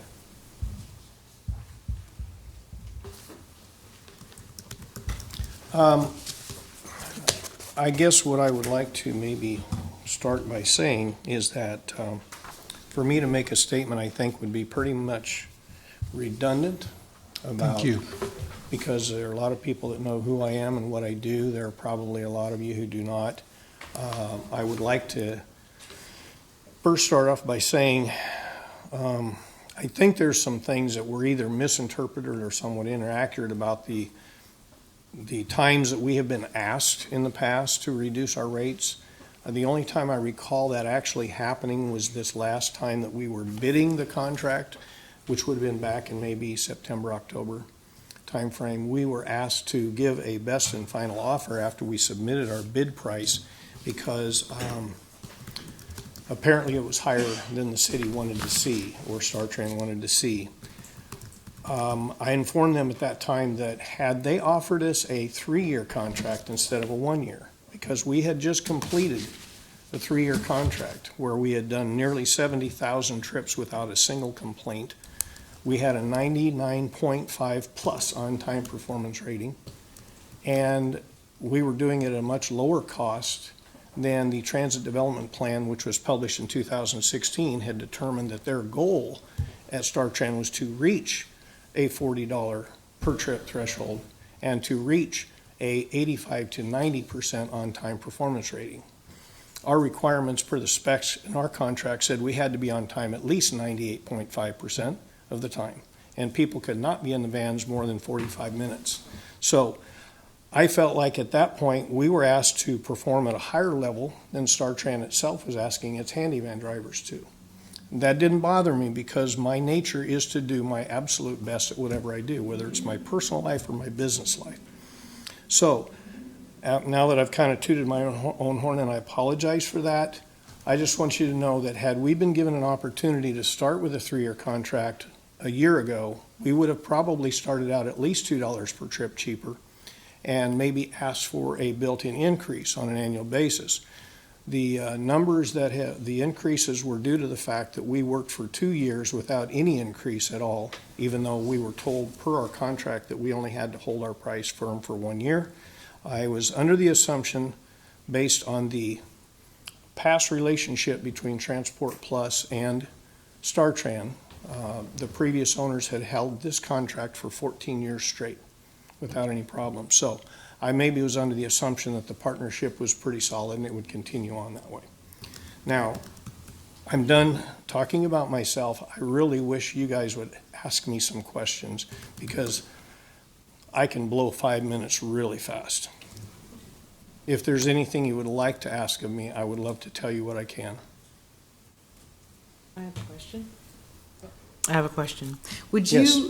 you go back and explain what you did about quality? You talked about a Quality. 98.6% satisfaction. The specifications for our contract that we bid and received back in 2015 required us to have a 98.5% on-time or better performance rating.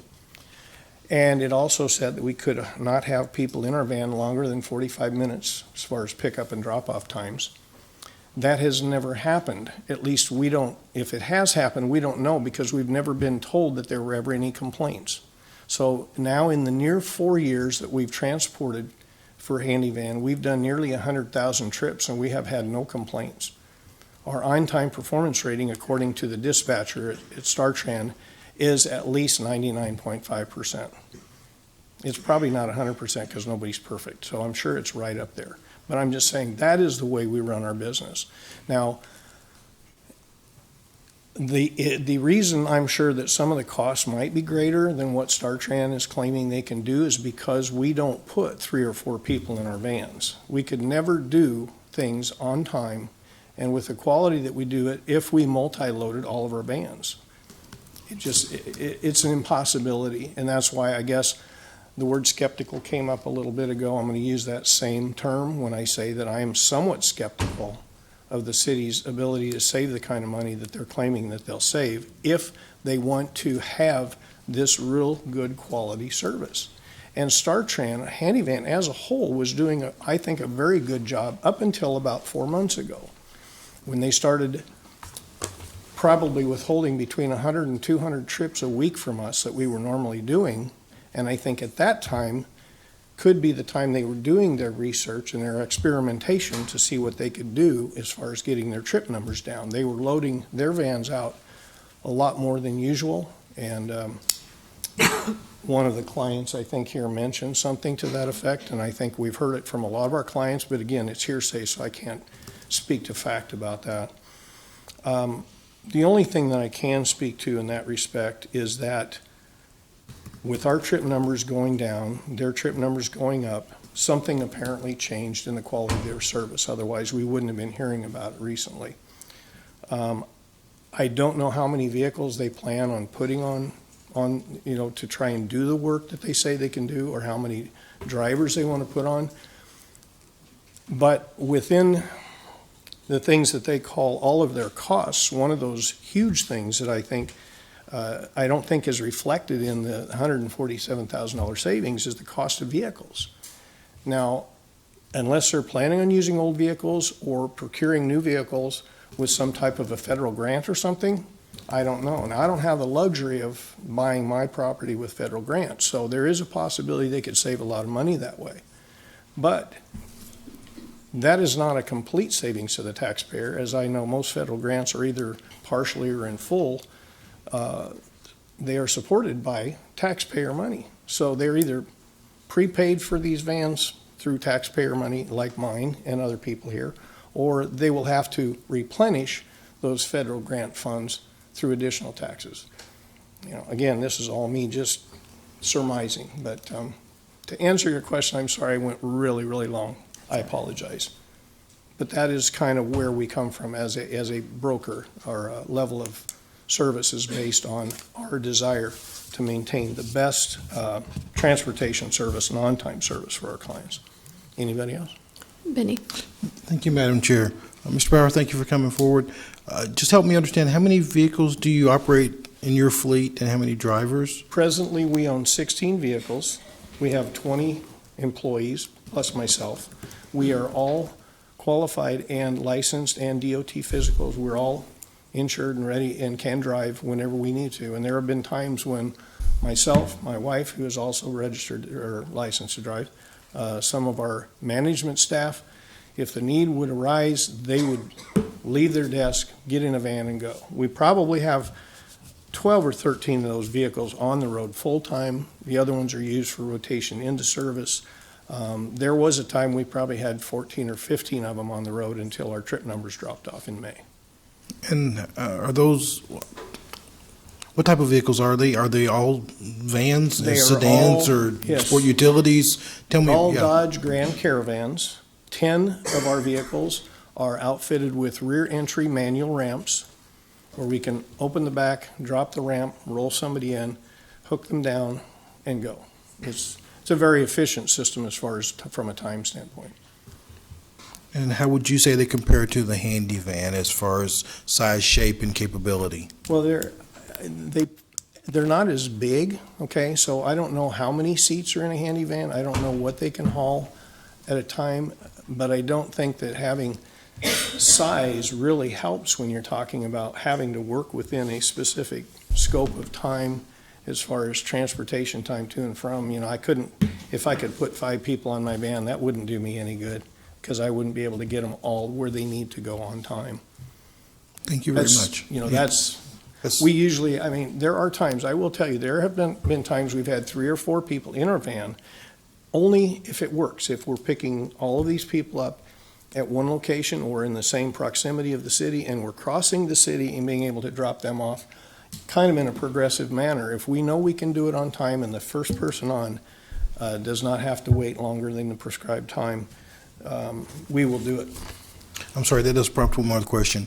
How much control do you have over the booking? It's my understanding StarTran gets the request and they schedule you for that. Do you have any feedback on that? Can you say we can't make that, or do you have another one? You know what? We could, but we never have. There are days when we get calls constantly from their dispatch to maybe cover a trip that maybe someone there, because someone couldn't come out on time when the StarTran van was there. So we will be asked if we could go pick that person up because they weren't able to be there for the van. So my dispatcher will find someone within our system who has a break or enough of an opening to go pick that person up. I do not believe in the 4 years as I have been the owner of the company that we have ever turned down a request from StarTran's dispatcher to pick someone up. And there have been days because of vans either being in an accident or maybe having a mechanical issue that they've asked us to pick 2 or 3 people up at a moment's notice. And we've sent someone over there to pick up a couple of folks here and a couple there. Yes, we've done that. Thank you, Mr. Barrow. Thank you, Madam Chair. Does anyone else have a question? James, I'll let you ask your question. No, you can go ahead and go first. I have one more question. Thank you, Chairman. I've listened to people talk about the quality of service and the Yes. differences between Transport Plus and Handy Van. And I am curious, do you have a training program for customer service or a training manual? And can you tell me a little bit about what that training entails? That's a very interesting question. I have a tough time answering that without getting into, well, let me put it this way. We do not have a training program specifically for sensitivity training. We were asked that by StarTran one time. Who do you use? We don't use anybody. We have a pamphlet. The people that we screen before we take them into training or even ride-alongs, we go over all of this stuff with them. The things that they do have to do training on the computer for, the driver's thing, the drugs thing, all of that stuff, but we have a pamphlet, and we go over that pamphlet with them during the training process. It's no more than that. I'm not trying to toot my own horn here, but I've got a manager who's a very good judge of character, and when we bring people in for interviews, we do 3 interviews between phone and personal before we ever put anyone in the van for a ride-along. And I've made this comment to other people before. We are very particular, even during the ride-along, if someone says something or reacts to one of our clients in a different way than they may present themselves in the interview, they're out. They do not make it onto our team. And there are not enough training manuals or online video instructions or anything to make somebody a good person. It starts on the inside, and that's how we gauge our drivers. We start with people of character, and we can build anything into that. James, your question? Yeah, you mentioned a report, and I didn't catch the name of it, where you said that the goal was to be at 80 or 90% on time, or what report or what plan thing? What was that? There was a transit development plan. I don't know exactly who all was involved in the development of it, but it was something I found online. And it was a transit development plan for the years 2017, 2018. I believe the report was publicized or publicly or publicized, whatever, in 2016. So within that transit development plan, we went all the way through it to say, okay, what are the requirements? What is the city trying to achieve with their handyman or paratransit services? And again, within all of these different things, I came across a lot of things that pertain to the work we did, but the levels that they were trying to reach in quality were still substantially less than the levels we were required to do right out of the gate with our contract. And so it was just a transit development plan for years 2017 to 2018, as published in 2016. Yes.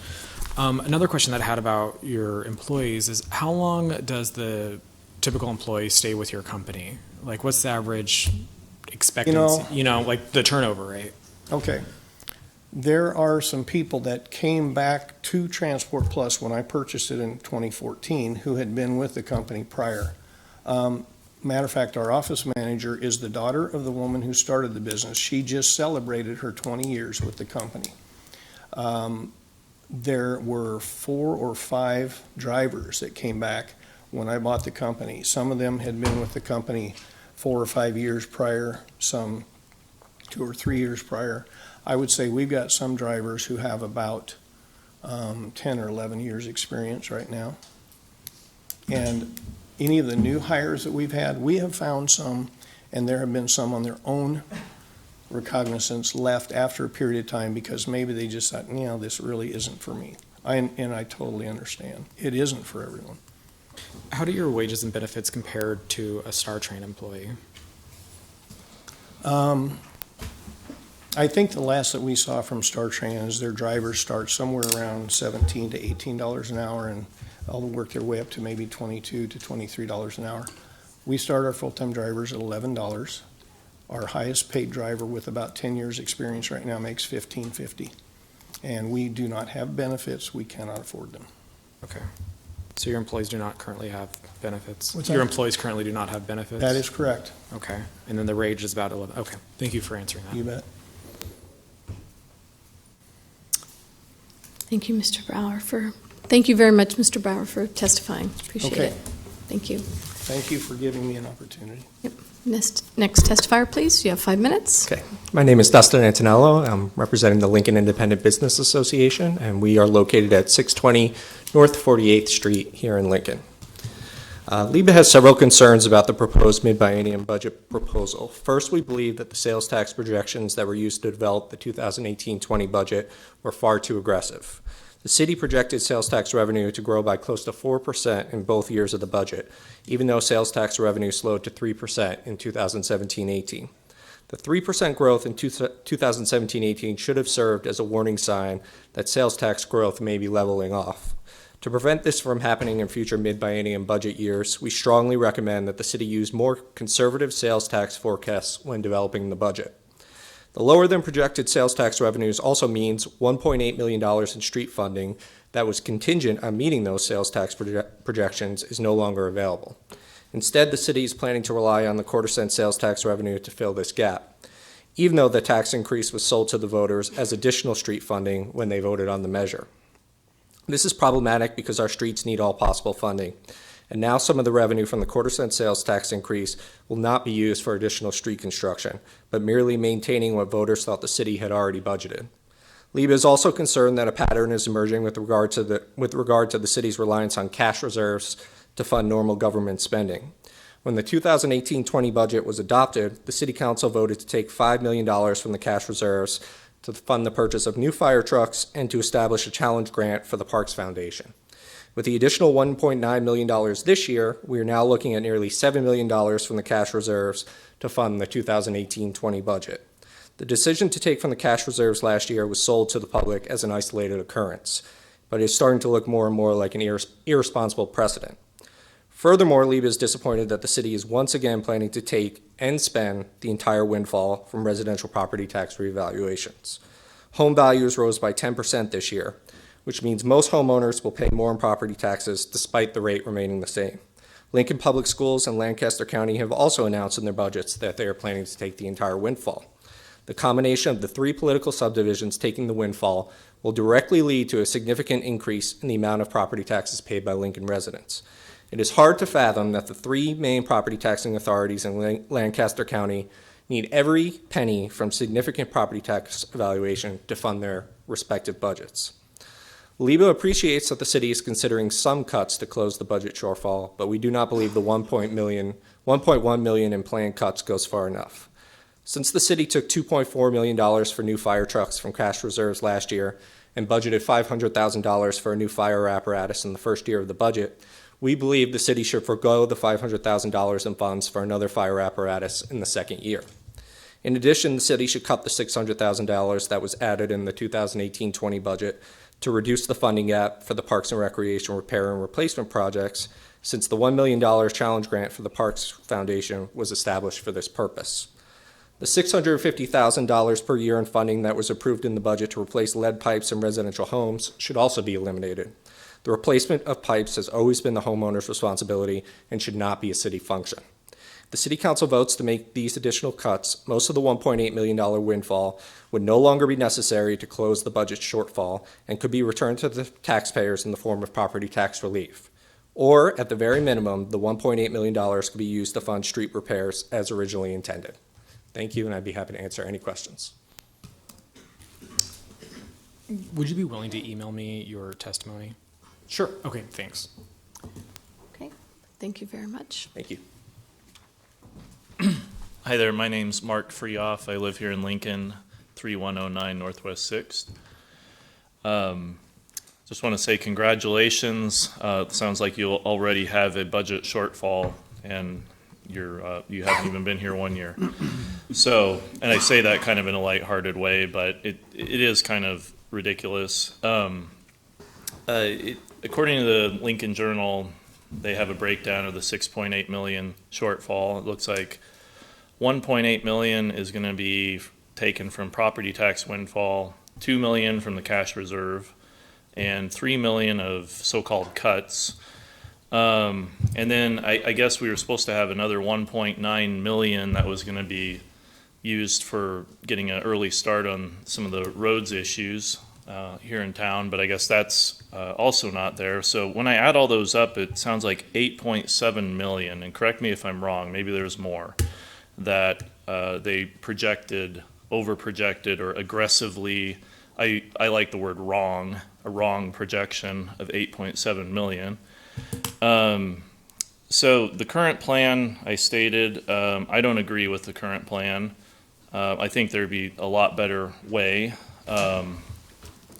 And just let me set a benchmark. The current budget is increasing 4.1%, according to my understanding. 532 million last year, 555 million this year.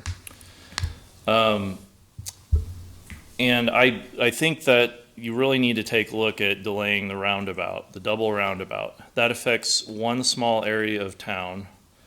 I know the argument is, oh, if we don't do it now, it'll be more expensive in the future. Well, if you don't do road repairs now, they're going to be more expensive in the future too. I think that's kind of a moot argument.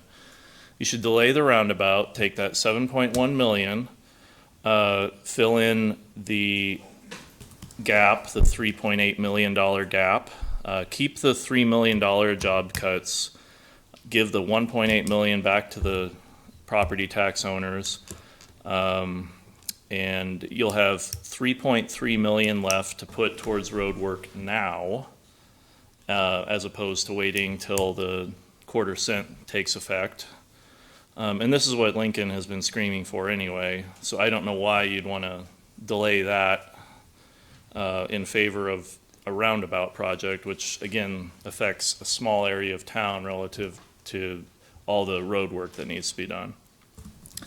So I've kind of threw a lot of numbers at you, but basically I'm just saying take the 7.1 million for the roundabout and use it to fill it in. You'll have 3.3 million left. You won't have to use the property tax windfall. You won't have to use the cash reserve. This would also take the budget from 532 last year to 548 this year, which is only a 3% increase. That's more in line with inflation. I think that's more in line with a reasonable increase in a budget instead of 4.1%. Another thing I haven't heard mentioned is the city's bonding.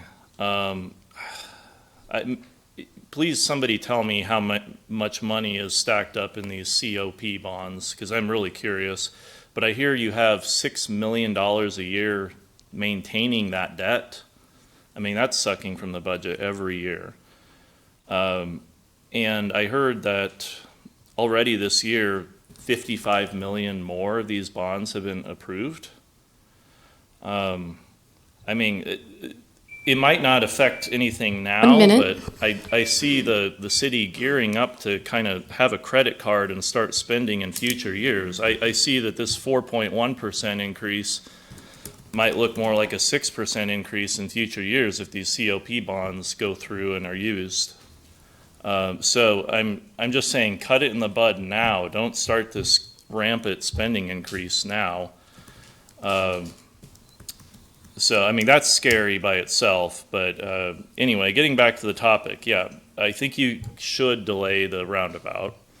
I think you should use that money, put it towards the road work, fill in the gap with that money, not property taxes, not cash reserve. So, in closing, I see the city shaking the piggy bank a little bit because they want nice things now, and then they're delaying the essential things, which is road construction, and they're also applying for a credit card, sort of like a teenager. So I kind of see the city in that light, and I'm afraid things are going to get stupid really soon. So I hope you guys make some good decisions. Thank you for your time. Thank you very much. Mr. Way, you have 5 minutes. Absolutely. I won't take all 5. I'll be real quick. I've enjoyed listening to this. There's definitely a lot of good information being shared. That gentleman specifically seemed to have a plan. I personally would tend to agree with the mayor's budget because I think she is in a good position to know what to do. The issue of contention seems to be this handy bus part of it, and people I respect have been up here asking good questions about it. I wonder if it's possible to take that part, delay it, and pass the rest. And the last thing I heard is if I got to pay a little more in property tax so we can have more fire trucks or we can give grants to people who need them to replace lead piping, I'm fine with that. I hope you have a nice day. Thank you very much. The next testifier. Hi, my name is Audrey Tucker, 2000 North 28th Street, apartment 108. I got a question for this lady for the StarTran. When was the last time you raised the fare on the participants that ride the bus? Okay. That's it. That's all I got. Thank you. All right, thank you. Hello, my name is Elisa Eagle, and I have been a driver with Transport Plus going on a year now. I've been a resident of Lincoln for a year now. I've done this job previously in Oklahoma, where I'm from, for 6 years, and I just want to state that the service that we provide for Lincoln is something that I'm not used to, I'm not accustomed to. Like I said, I've done this job for 6 years before, but the quality of the service that we provide to all the Lincoln residents is amazing. There's so many times when we pick up our clients and the first thing they say is, I'm so glad it's you guys. I'm so glad it's Transport Plus. And that, it just really means a lot to me. I don't do this job for the pay because it's not good pay. It's not that great. I do it because the people and the clients, the elderly, the people with, mental illness, and they really, really appreciate what we do for them. And I think it's a mistake if you go with this proposal. And I just want to say we do what we do out of the goodness of our hearts for your community, for my community now. I'm a single mother of one, and he's in all AP classes at Lincoln East. He's an amazing kid, and he knows that I love my job. He knows that. So he watches me. I work hard every single day to provide quality service to this community. And I just think it would be a horrible, horrible thing for you to take this away from Lincoln. And that's all I wanted to say. Thank you.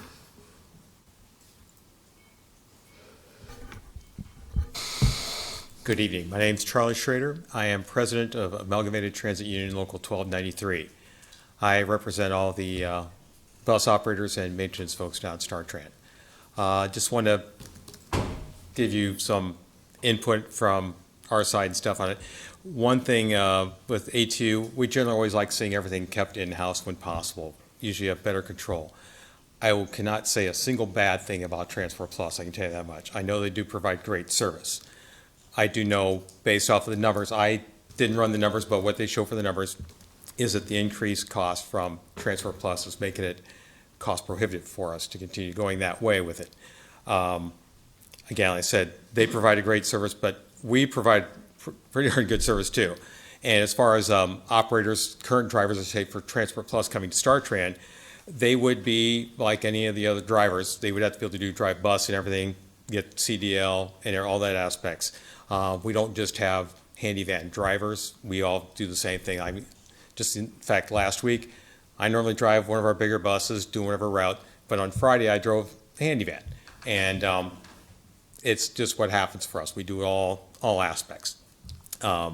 So that's the thing that it makes it a little bit more, they are more specialized with doing their drivers, and so I can appreciate that they have that connection better than what our drivers do sometimes.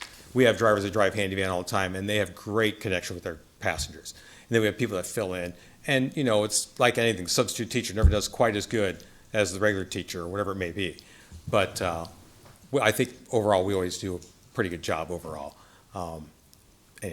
That's the main thing I wanted to bring up, just the fact of that we at AT Local 1293, we support this proposal to bring all the handy van service in-house, and the projection is that we'd add 7 drivers. And speaking of drivers, we recently, within the last 2 months, brought on 8 new drivers for training. 7 of them are now fully trained and qualified on their own. We only have 1 left that in 2 days is supposed to be hopefully final test out and will be on their own. And we will actually be fully staffed, which is sad to say, it's been kind of a rarity for us lately. But this is a great thing that we are fully staffed. And so then if we do need to add more drivers, we are actually in a position that we can handle that much easier than what we might have been able to handle maybe a year or 2 ago. So, right. Sorry, any questions? Benny. Thank you, Madam Chair. Mr. Schrader, tell me a little bit about, you said you subbed in and drove the handy van. Yes. How does it compare to the, I'm interested in the vehicle sizes, vehicle capabilities. Okay. The Our stories current, about multiple passengers. Right, yes. Our current handy vans, they're cutaway vehicles, and so they have 2 wheelchair positions, and we can seat a number of people also. I mean, you could haul a good number of people, more than half a dozen easily, plus a couple wheelchairs. But typically, it's most of our rides are single rides, but sometimes we do double up. And there are some situations where we've tripled or quadrupled up. Again, it's kind of like what the owner for Transport Plus says. typically we're scheduled to where we're picking up people maybe from the exact same spot and distributing throughout, whatever, on the way. But we do, one thing we do have ability to do is handle 2 wheelchairs at a time, where their vans obviously can only handle 1. And so that's the thing, one advantage we have with our handy vans is we can handle a couple wheelchairs in one shot. Thank you. Anything else? Oh, great, thank you. Thank you very much for coming. Is there anyone else that would like to testify on the budget?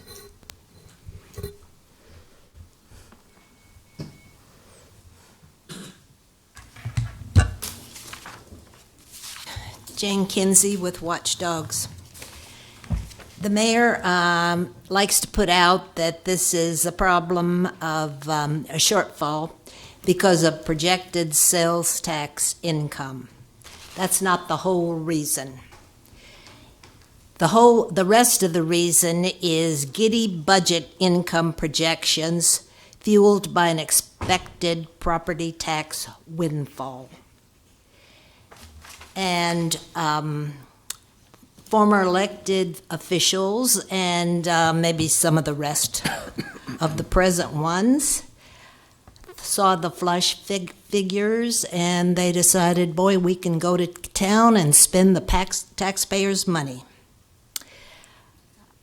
The faulty thinking led to the purchase of all the amenities that you see in downtown Lincoln.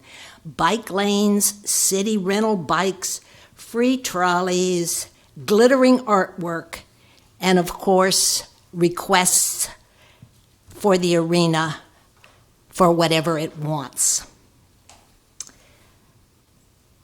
Using cash reserves 2 years in a row to save this kind of thing is unconscionable. Cash reserves are meant for lean times when income is not what it should have been. And we're not in lean times. There's a budget windfall from property taxes. So it's not appropriate to do this. Economists call that robbing Peter to pay Paul. And right here in Nebraska, York, Nebraska did just that thing, behaved that way, and they got in deep, deep trouble. So I'd like to reinforce the fellow who said, since when can government make a better type of building than a private enterprise? And also this is due to mismanagement. The solution is not to rob the cash reserves. The solution is to treat taxpayers kindly and appropriately. How many families could live this way? Just ask yourself, is that the way you live your life? I doubt it. So you shouldn't expect the taxpayers to put up with that kind of thing either. Unless you make an effort to look at the frills that you're providing with overblown expectations, this is never going to get solved. And private enterprise would never work that way. You know, the last bond issue for the sales tax for streets only passed by 500 or so votes. So there's going to be a taxpayer revolt when they begin to wake up and recognize that the city's citizens of Lincoln are being ripped off. You can do something about this with this budget. And I hope you will, because hard times are going to come, and then you will be even in a bigger mess than you already are. The backbone of a city is its stability and its financial soundness. And even though there's a lot of publicity about how great Lincoln is to live, you need to think about the financial situation too. Thank you very much. Is there anyone else that would like to testify?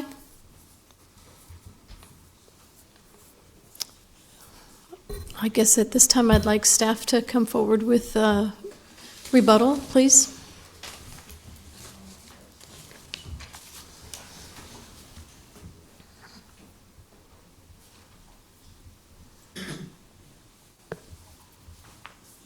You have rebuttal? Well, let's answer. I think we can answer some questions first I think we can answer some questions. that have been asked. Oh, okay. Do you want me to start with Transport Plus? Okay. Let me start with clarifying that this proposal adds 7 drivers to the system and 3 minivans. Plus, in addition, we'll replace an additional 5 minivans in 2021. And we do have vehicles in reserve as well, and they'll be replaced they're scheduled to be replaced in 2021.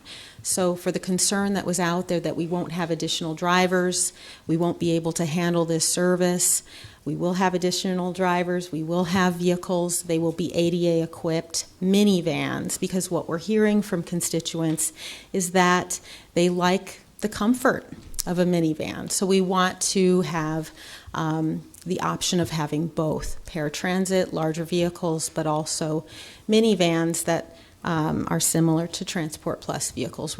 We're trying to really listen to those customers about the comfort of those. In addition, I think one of the big questions was, how do we afford this?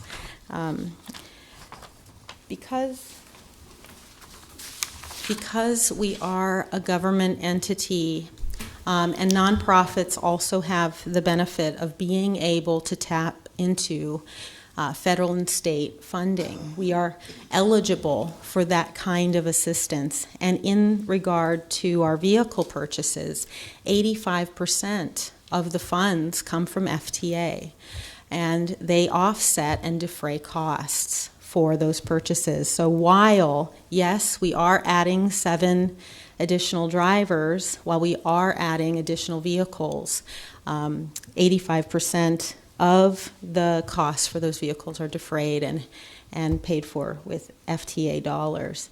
At the same time, we have a $960,000, almost $1 million contract that goes away. And that is Transport Plus's contract. That goes away. Those costs are projected to increase over the next 5 years. Those costs reduce. We are able to then afford 7 additional drivers for the service, additional vehicles for taking over that capacity. Let's talk about quality. Transport Plus is a great company, and I hope it survives because it is a needed service in Lincoln. This isn't about quality services. They do provide quality services. This is about affordability of a service and preserving what we can, a needed service for this community. And that's what it's come down to. But I do want to talk about on-time performance. In the TDP, there was some data provided. Our target in our transit development plan is between 80 and 95%, and that's correct. That's our target for on-time performance. The on-time performance for Transport Plus is 98.5%. StarTrans on-time performance in managing double the program is 96.8%. we also provide a quality service, and we also have drivers who desperately care for the people that they serve. Handy vans hold 7 people and 2 wheelchairs. Vehicle breakdowns are rare. The last fare change was in 2008. It went from $2.50 to $3.50 as a cash fare. We also had a 2011 dollar increase of the low-income 31 consecutive day pass. It went from $15 to $16 for the patron. This is a very affordable service for people. It's heavily subsidized, and it should be. It should be for people who need transportation. I don't know if you have any other specific questions that you'd like me to respond to. Those are the ones I caught. Tammy, we'll start with you and work our way down. Thank you, Madam Chair. Director Espedo, could you please talk a little bit about service a little bit more? We heard a lot tonight from the people that are here about their relationships with Transport Plus, that they could call on the weekends and emergencies, they get ill at work, they could get a ride home. So could you address that as well as, and I just for the record will also want to state, I was really pleased, I think he left, but Mr. Schrader from Mr. Schroeder, yeah. Schroeder, yeah. thank you Charlie. for their support of the proposal that they feel confident that the StarTran drivers can do that same level of service with this fragile population, right, for the most part. So could you talk a little bit how that might work the same, or do you have any concerns with StarTran developing those same kind of relationships, that level of personal service for the clients that we would serve? You know, prior to this budget proposal, we didn't receive a lot of feedback from people about the program. And one of the valuable things about this kind of transparent process and bringing this change before you and bringing it to the public and in the public eye is that we have really heard some incredible feedback from people. I have talked to people all week, I've emailed people all week about not just the quality of service that's provided in this program, that's provided by Transport Plus, but what we can all do better. And I think that we are taking note of that. One of the things that we think is essential is that we actually create a subcommittee of handy van riders on the StarTran Advisory Board. We have already talked about having 4 to 5 representatives who speak on behalf of that quality service that is essential. I think that's a wonderful thing to do and to keep quality at the forefront of our minds and the special care that is necessary that we've heard back from people on. Second to that is is our flexibility and our ability to be nimble. It's true that some of the holidays, we don't provide service on holidays, and we ask folks to either contact Transport Plus or to go to the League of Human Dignity for those services. But that's something we obviously need to assess. We need to make sure people are aware of those services that are provided. We only provide service on the two major holidays out of the majority of them.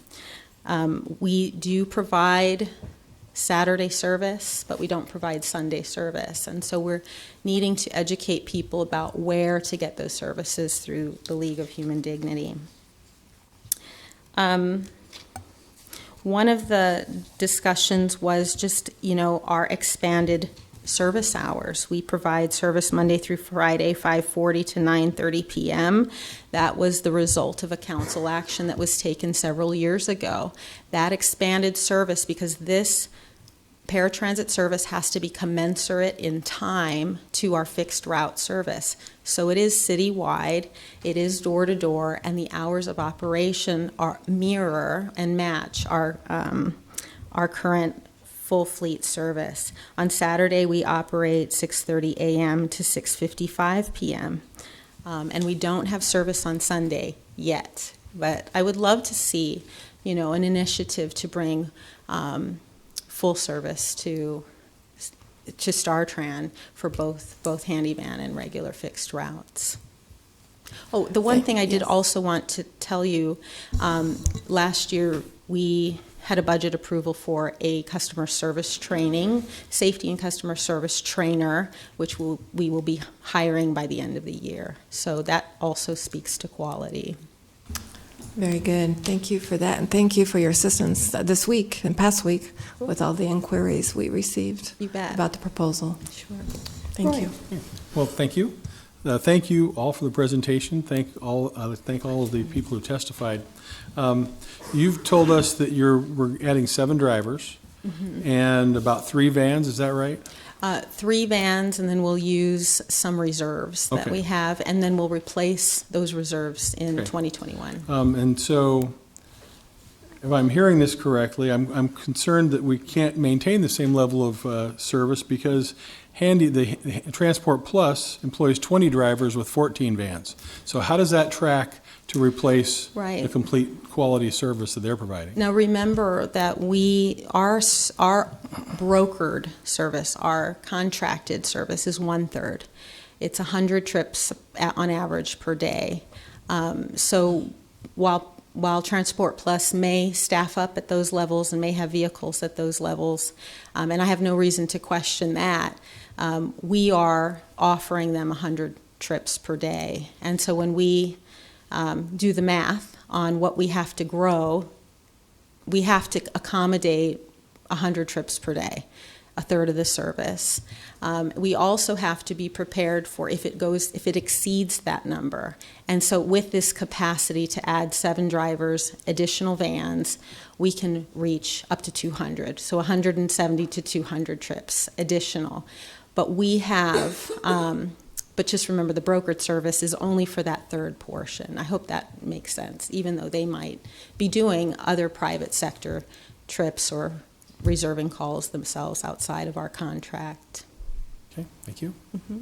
Sandra. Yes, I have a couple of questions. Mickey, thank you for your work in this area. Sure. So you say you have the capacity to, with 7 drivers and 3 vehicles, to maybe reach 200 capacity, or more than, you have to reach 100 right away, and you forecast that you can reach twice that. I'm curious about the 7 new drivers because Mr. Schrader said that they would drive all types of buses, so they're not focused on this service. They could be called to drive any vehicle in your fleet, and I'm curious how you expect then to get drivers to have the same quality service and relationships with this customer base if the drivers can change their schedule, or their schedule can be changed where that they may not drive these routes regularly. I applaud the idea of an advisory board regardless of what happens with the budget. And I'll let you respond, and then I'll ask another question. Okay. Well, first of all, I think that all of our drivers need customer service orientation. That's just something that we have to work hard on every single day, and we strive to work hard on every single day. But you're right, there is an additional sensitivity and need for the people who use our paratransit services, and we want to be very compassionate in that approach with them. Most drivers who are seasoned drivers, our best drivers, enjoy providing paratransit services. So the best drivers generally bid to operate on that service, and that is their priority, if you will, and their selection. Again, I think it comes back to, yes, we've had a lot of feedback because of the transparency of this, but we have virtually no complaints that come in from paratransit service because we feel that our best drivers, our most seasoned drivers are on those vehicles. with the new trainer in place, we can take even more care in making sure that people take that extra step. I love the story of the umbrellas. I'm going to go out and buy 21 umbrellas because that's how many vehicles we're going to be operating. I think FTA had a very unfortunate rule several years ago that required that we didn't offer to help somebody with their groceries. We had to be asked first. That's going away. We need to be taking those extra steps to be more compassionate, and that's what we will train up for.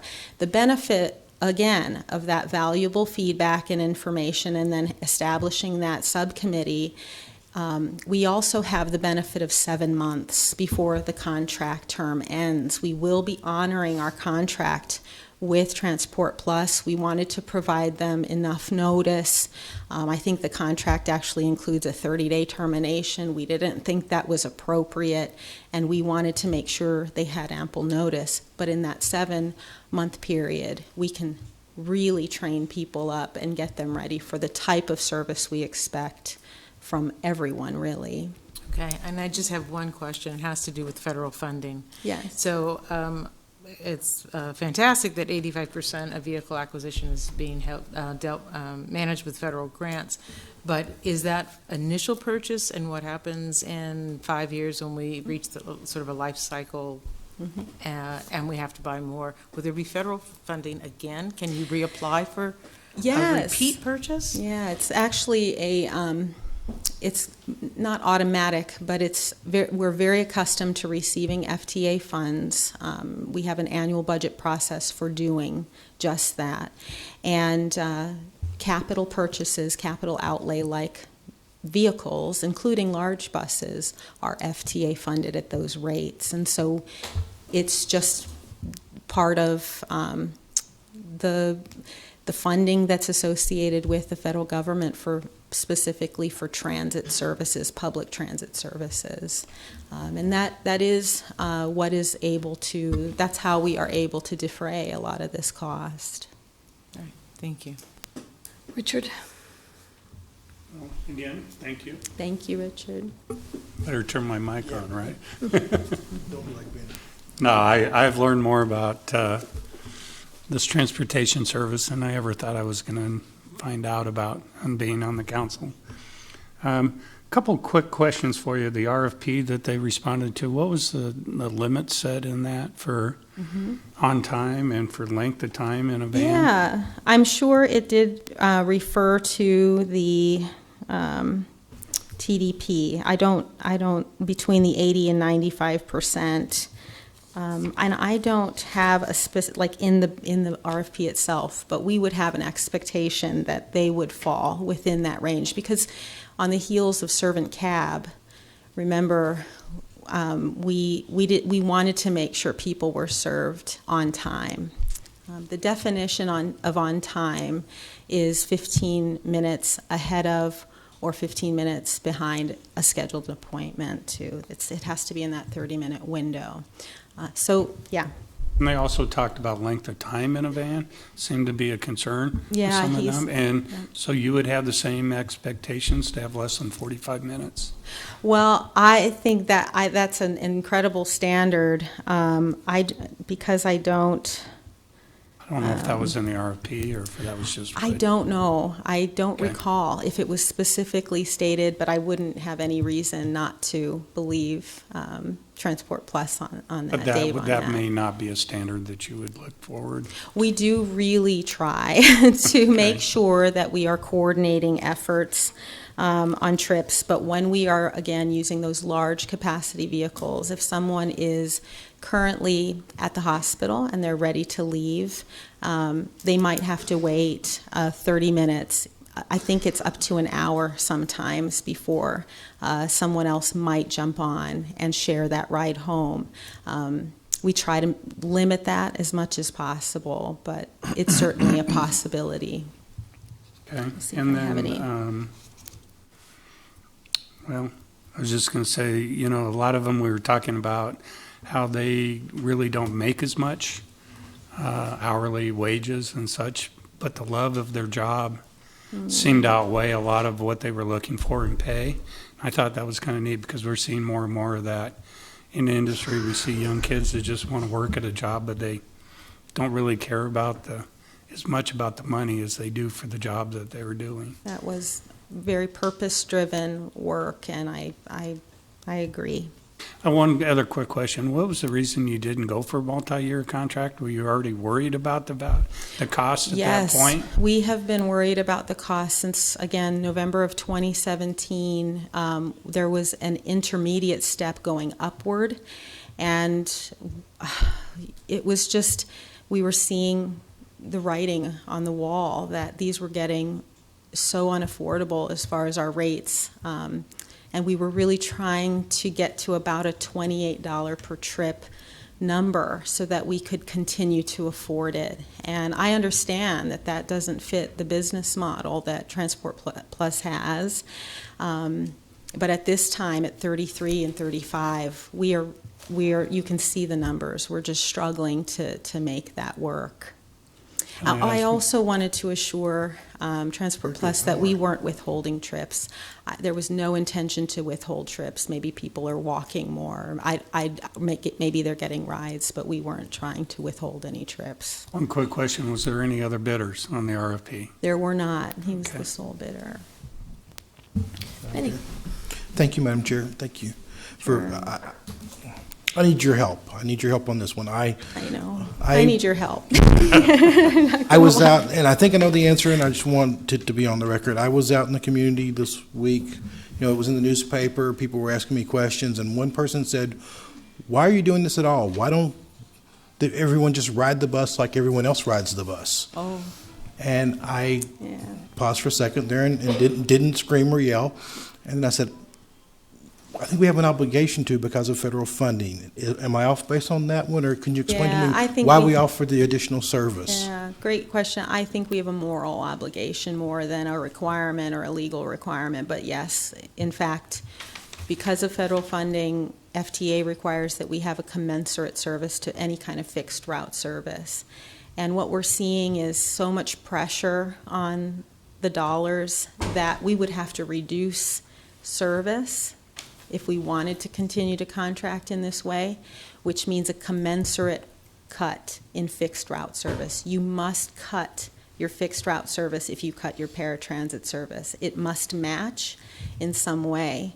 And that was really difficult, but at the end of the day, this is a moral obligation of our city to provide transportation to people who have these special needs. So a little follow-up on that. When, you know, the bus system has a 5-phase expansion plan or improvement plan. Yes. Which includes, as you said earlier, maybe Sunday routes in the future. Yes. As we expand the transportation service to the community, we'll also have to expand the supplemental service? Yes, and as that occurs, when that occurs, it would occur through a budget dialogue and a public discussion and a vote of the council to approve.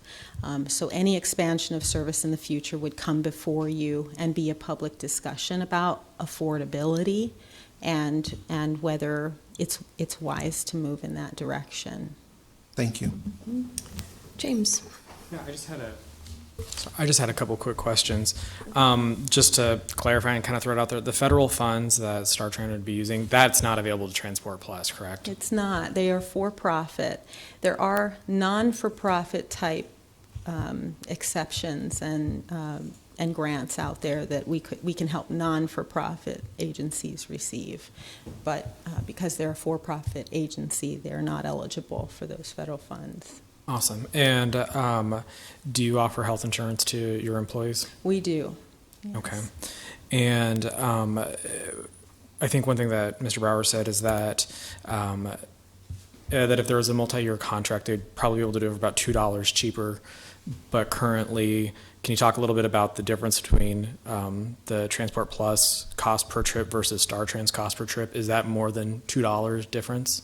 Oh yes. So it sounded like he could comfortably get to about $31 for a day trip. We can offer the service at $26.60 per trip. Okay. Thank you so much. John? I guess the last thing we might say before we leave that particular topic again is just to thank the council for giving us the opportunity to put this as part of the budget discussion. I know it took a long time, but we thought it was important, even though it's essentially an administrative action, to be able to have public hearing on it so that people could understand that keeping the high quality level of service was the #1 priority. And as prices expanded, we had to look for ways in order to make sure we could do that. Thank you. You have other budget questions? If not, we don't think we only have a couple things. I know Brandon's here. I guess just a couple things we wanted to make sure we said in response to some comments that were made. To be crystal clear, sales tax for streets is entirely unaffected by this budget. That money is not being supplanted, it's not being taken, it's not being used. Street funding is up, not down. And then to respond, we think we still have a good package. We think that the best package is one that does use those 3 different sources. The suggestions that we try and find our ways solve the gap entirely through cuts. We don't support the elimination of fire trucks. We don't support not taking out people's lead water service into their house. We think those are public safety issues that are critical and need to be funded. So just to, I guess, walk this back a little bit and talk about the 1820 budget in general. So, I think one of the goals of the mayor was to definitely protect the service levels that were put in place with the 1820 budget. So what we're talking about, things that were added, I think there were 13 police officers added, there were 15 firefighters added, so public safety was a definite priority. I think a new STAR trainer was added out to the Nebraska Heart Hospital. And then, various other things, but parks money was also added to help fund the gap on their capital needs. So those are some of the kind of core services that we're talking about protecting when we're talking about our tax fund budgets. Also during that discussion, there was multiple talks about cash reserves, adequate levels, the council policy. So there was $4.9 million that was planned to be drawn down out of that budget for the cash reserves. And that went to fund basically one-time capital needs. So I talked to you earlier about the use of reserve funds. And basically tonight we're talking about 2 of those, the drawdown on it for capital and then also for economic cyclical items. So, those drawdowns went to pay for fire trucks, station improvements, parks. We bought some police cars with that. So, those are appropriate reserves or use of reserves given the fact that our current levels are higher than what has been needed. So we plan to draw some of those down. Some of that was unplanned. In addition, there's also this color of money that we have. We can't shift funds from bucket to bucket to bucket. So when somebody's talking about the lead water pipe replacement program, that's funded through the water fund. That cannot be used for any type of general fund purposes. The quarter-cent sales tax is totally dedicated to street funds, and it has to be reserved for those purposes. The contingency funds that we're talking about for this $1.9 million that was set aside for potential street purposes, that money was never planned or programmed into street revenues because we couldn't act on anything unless council actually approved the transfer of those funds. And that was contingent on meeting those revenues. It's obvious we're not going to hit those. So just keep in mind, I guess, as we're going through this, that we do have a color of money funds that, we have funds dedicated and set aside for specific purposes, but your largest taxing fund, which is that $214 million, those are the discretionary funds that are available for this council and also the mayor to program through the budget process. Thank you. Did anyone up here have any more questions? All right, thank you all very much. I think we can go on to the next item. All right, I'll call items 5F and G together. They are approving amendment number 1 to the West Van Dorn Plaza conditional annexation and zoning agreement between the city and BC Link LLC regarding construction on property generally located at the southeast corner of South Coddington Avenue and West Van Dorn, and the related use permit to allow for the addition of residential uses and to reduce commercial square footage from 40,000 to 24,600 square feet with requested waivers to the side and rear yard setbacks.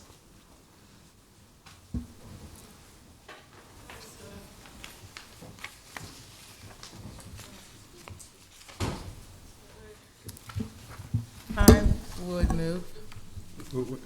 This is Well, hearing. wait, not wait. voting. Oh, no, this is hearing, sorry. David Oh, Carey there's with the David, Planning sorry. Department. Yeah. I'm just not immediately seeing someone representing the applicant, so I just thought I'd step up and just give you a brief overview of this project. This is an item that is before you. It has gone through the Planning Commission, did receive unanimous approval by the Planning Commission to move forward and for approval. This really is a change to a long-standing use permit that was approved back in 2005. This is out in Coddington and West Van Dorn. If you think about it, that's where the roundabout project has now been completed out there. This is on the southeast corner of that. No development has happened based on that previous approval from 2005. The owners come back in to request a change in that approved use permit to decrease the amount of allowed commercial square footage from 40,000 down to 24,600 square feet. And then instead add in 39 residential units on that, so actually making this proposed project more mixed use in nature. This is somewhat of a trend that we've seen in a lot of areas throughout the city where a lot of the approved commercial areas that haven't been built yet are coming back in to request some residential to be approved instead. We are in support of this, and I can answer any questions you might have. Does anyone have any questions on this? Benny? Thank you, Mr. Carey, for coming forward. I'd like you to say that again. That this was originally zoned commercial. Now they're coming back with the rezoning and adding some residential. It is Zone B2. It actually will continue to be Zone B2, but what it's adding in the approved plan for the site is to add in the residential portion that was not originally part of the approval. And you did a number of units. Would you repeat that number again? Sure, it's 39 residential units. 39 residential units. Thank you. Richard? Is this just a use permit, special use permit? Yes. Okay. And then, is there any restrictions on the site with having some waterway or one access in and out? Is that normal for having residential units? It is. The going to one access point is not ideal in the sense of if you have a lot of units, but because there is a limitation on this site in the area of the approval, you can only have so much square footage of commercial and so many of these units. So it's in that range that we feel comfortable with the one access. Part of what happened here is that we were able to negotiate with the property owner to remove an access off of Van Dorn that is better for that intersection improvement that has just happened out there. And so what we have here, we also have the opportunity to not have to use park land for what was previously approved for a driveway off of West Van Dorn, and instead have access to the parkland to the south of this through that one access point. So there's a few things accomplished by doing that. Okay, so they will relinquish any access to West Van Dorn? Correct. Okay. Can you talk to the one letter of opposition? Yeah, so that we did receive one letter of opposition, and there was a general theme of, I think the sentiment is that with more and more activity out here, in particular residential activity, that there's some concern with the change of character out there. But we obviously have Pioneers Park as a main, more natural setting. Also, the fact is that there, for a long-standing period of time, there's been a little bit lower density residential out there. However, our long-range plan calls for certain areas, and this would be one of them, that can get to a different type of density. We have actually suburban density to the north of this property, north of Lee's Chicken. So this is in character with the area, understanding that there was a sentiment there about possibly having some negative impacts with traffic. But we do have a long-range plan that anticipates more of this type of development to happen, to fill in the open areas and to have more growth happen in this area of the city.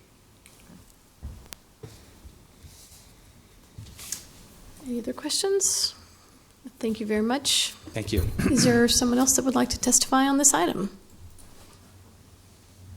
Sorry, I was trying not to jump the gun, and but thank you. Matt Langston with Olson. We believe that this is a great place for residential units and commercial, being on the corner of two arterial streets right there. But with the residential neighborhoods to the north and the parkland all to the south, these are going to be great apartment units. So, if you have any questions. Thank you very much. Oh, Benny. Yeah. I pulled up the map, the aerial view, and I see there's a bike trail there. And I had a little trouble making the reference on how big this property is in reference to where the bike trail travels. This change doesn't go to the bike trail. No, it's quite a ways away from the bike trail. That was my real question, trying to get a reference point. Okay, Thank sure. you. Thank you, Madam Chair. Yes, Richard. One other quick question. Would this make it, being a special or use permit, would it make it easy for them to come in and ask for more residential? Or would that have to come in front of us if they decided to do less commercial?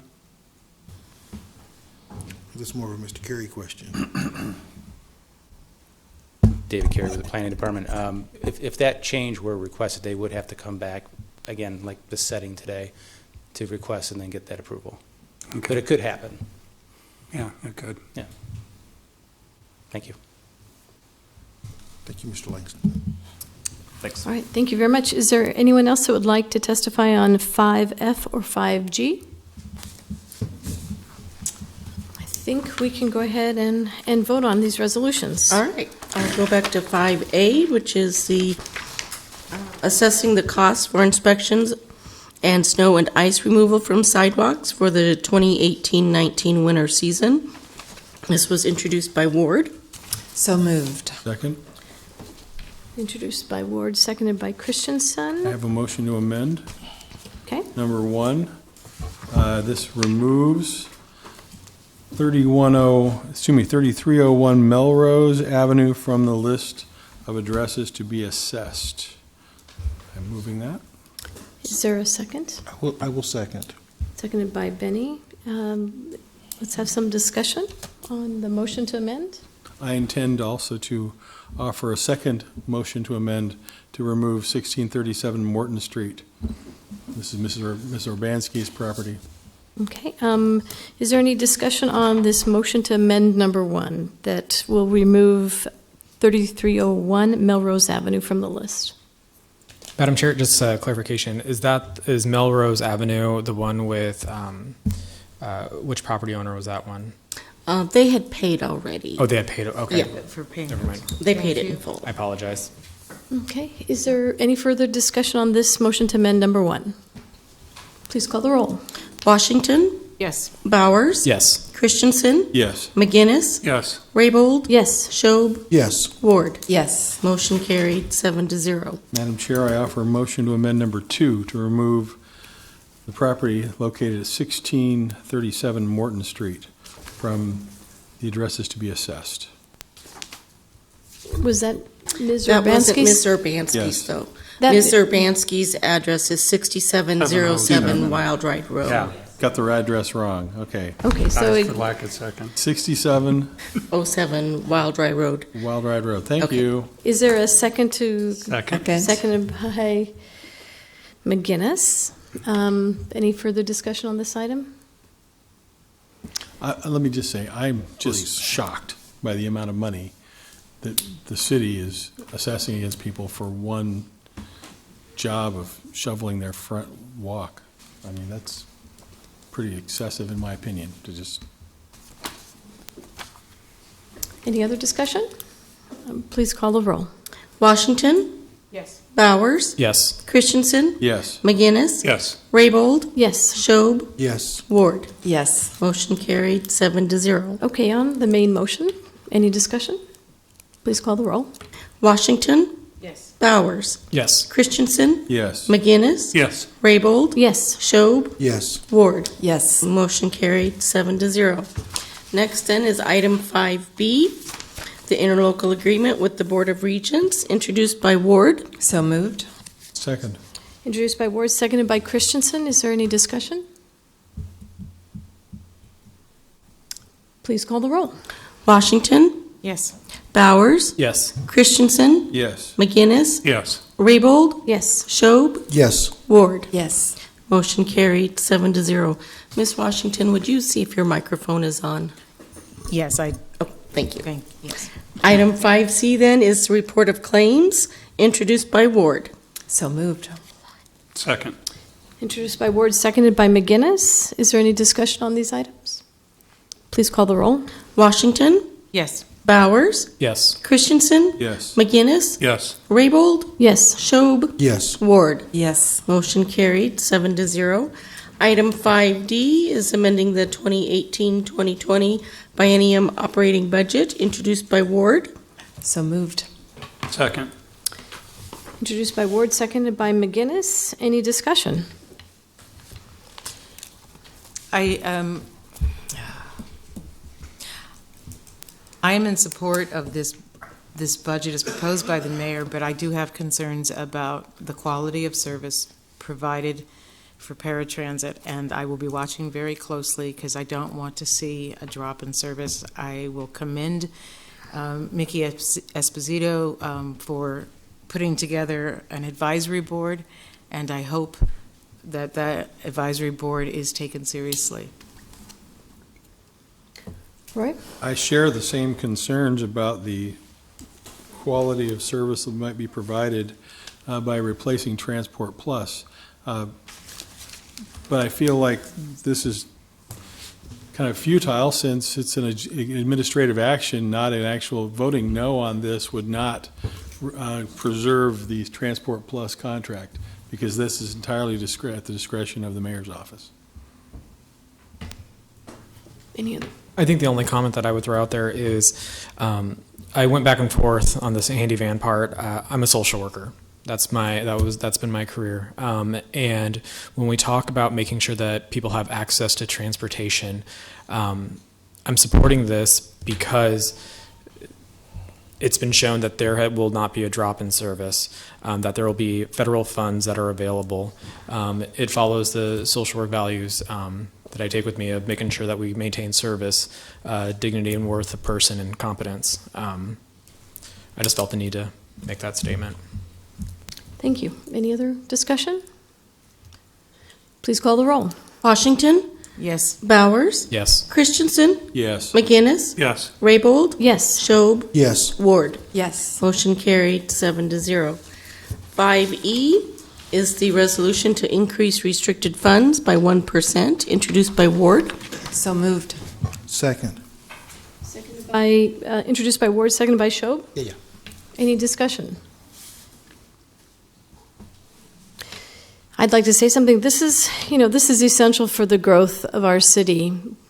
The great news is we are a growing city, so we have to plan for the flexibility that we will need for a growing city. This is something, when I was on the Lancaster County Board of Commissioners, we routinely did this. Doesn't mean we're going to spend it, but we want to create that flexibility in a budget that allows us to address additional revenues that come in. But in no way does it authorize us to go out and spend it. We have to go through a regular budget process. And it's fundamental for a growing city, and I will support this. Any other comments? Please call the roll. Washington, Yes. Bowers, Yes. Christensen, No. McGinnis, Yes. Raybold, Yes. Schob, Yes. Ward. Yes. Motion carried, 6-1. Item 5F is the amendment number 1 to the West Van Dorn Plaza Conditional Annexation and Zoning Agreement, introduced by Ward. So moved. Second. Introduced by Ward, seconded by Christensen, and I believe there's a motion to amend. Yes, I'd like to amend, make a couple of clerical changes to the agreement through the planning department. It's been reviewed by law. Is there a second to this amendment? Seconded by Christensen. And it's a substitute amendment to really clarify the sidewalk requirement. Yes. Okay. Is there any further discussion? Please call the roll. Who seconded the motion to amend? Christensen, second the motion to amend. Washington, Yes. Bowers. Yes. Christensen. Yes. McGinnis. Yes. Raybold. Yes. Schob. Yes. Ward. Yes. Motion carried 7-0. Now, on the main motion? Washington, Yes. Bowers. Yes. Christensen. Yes. McGinnis. Yes. Raybold. Yes. Schob. Yes. Ward. Yes. Motion carried 7-0. Item 5G is the use permit related to this annexation, introduced by Ward. So moved. Second. Introduced by Ward, seconded by Christensen. Any discussion? Please call the roll. Washington, Yes. Bowers. Yes. Christensen. Yes. McGinnis. Yes. Raybold. Yes. Schob. Yes. Ward. Yes. Motion carried 7-0. Next then is our public hearing ordinance's second reading. I will call items 6A through E together as they are all related. We have, Teresa, could we just take a 5-minute break? Sure. A little bit of a recess so people can stretch their legs, and we'll be back at 8:50? 850, sounds good. 8:50.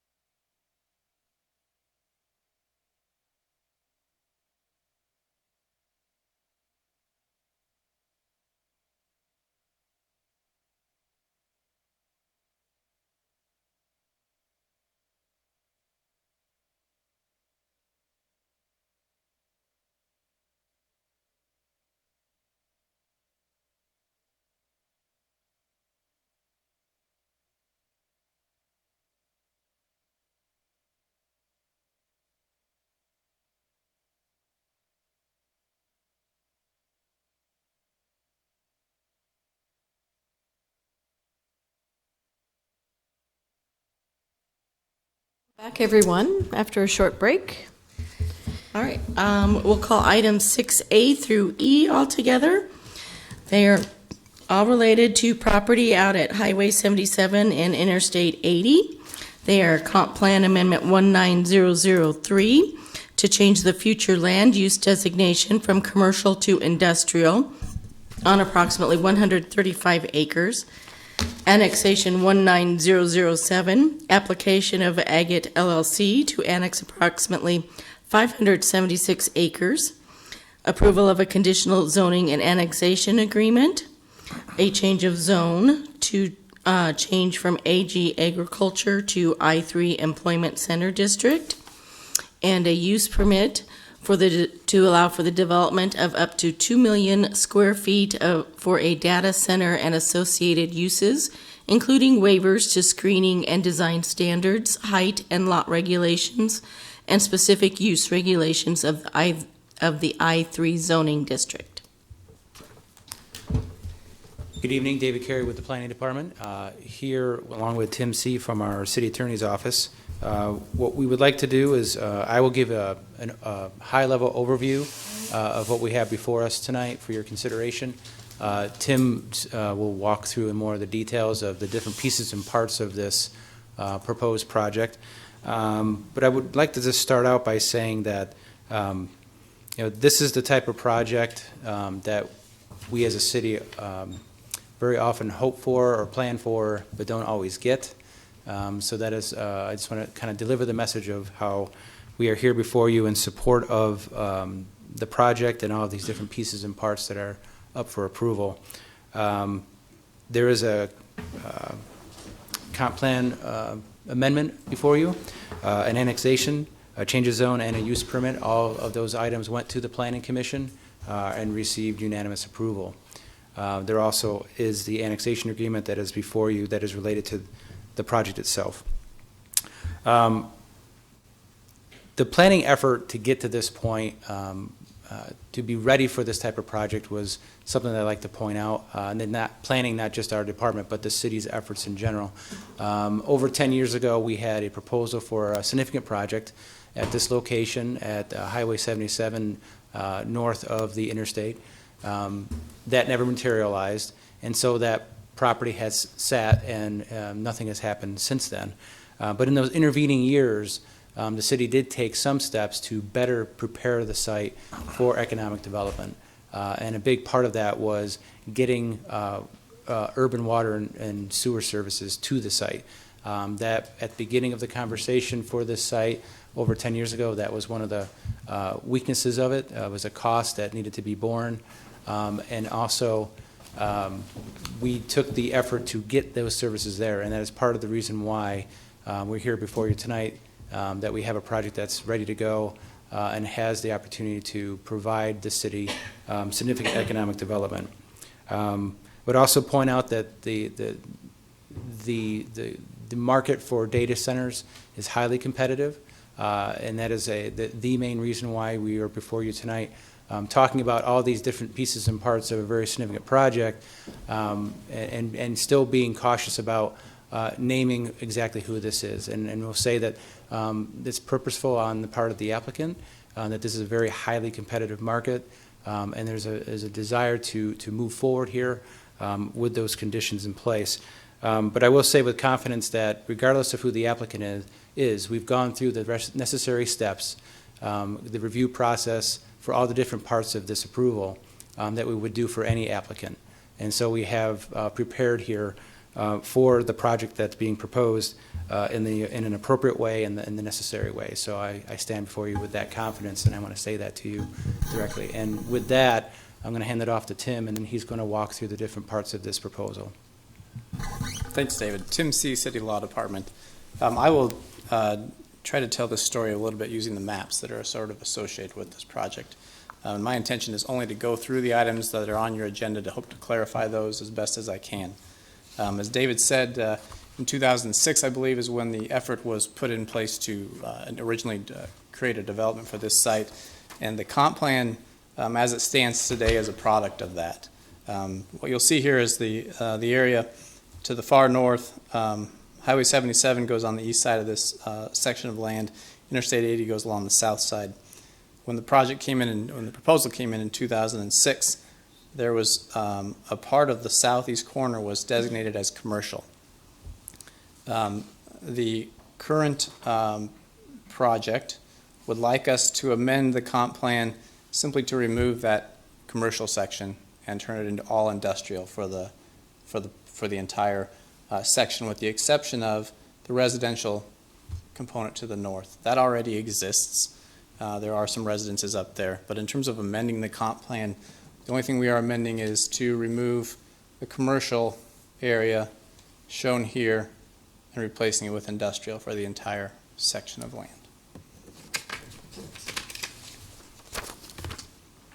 Second item on your agenda is an annexation. There's a map of the annexation area. What you'll see here again is Highway 77 on the east, Interstate 80 on the south. The current boundaries of the city are this red dotted line here. The far southeast corner of this site is already annexed into the city. The proposal would be to annex approximately a half mile north of Interstate 80 along Highway 77, and then obviously going west over to North 40th Street. The effect of that is that the city would take on responsibilities for North 40th Street and a portion of Bluff Road. The city would also take on some added responsibility with respect to Highway 77 or North 56th Street, as well as some work with respect to Interstate 80. So that's a product of annexing approximately 576 acres. This is previously identified as Tier 1 Priority B in the comp plan. It is contiguous to the city and served by city services. Under the policies in place with respect to annexation, this is an area that fits within our policies in terms of annexing it, and it comes to us at the request of a proposed owner who would take over ownership of everything you see in yellow, as well as the far southeast corner if this project were to go forward. In addition to the annexation, just generally there is an annexation agreement before you. The terms of that annexation agreement really have three key components in my mind. One, it outlines the roadway improvements that would be constructed at this site. I'm going to put up here just a quick site plan. This is conceptual only, but the roadway improvements would be southbound right turn lanes, both at the primary access point here, as well as a construction access point approximately a quarter-mile south of the primary access. In addition, there would be northbound left-hand turn lanes built to both of those access points. Those would be paid for front by the company that develops the site and reimbursed using arterial street impact fees that are generated by the site. At such time as trip counts warrant, permanent traffic signal could be installed at the primary access point. The other components I think that are key within the annexation agreement, one, it creates a framework if in fact additional infrastructure is required to be located to this site. The current water and wastewater lines come into the southeast portion of the site.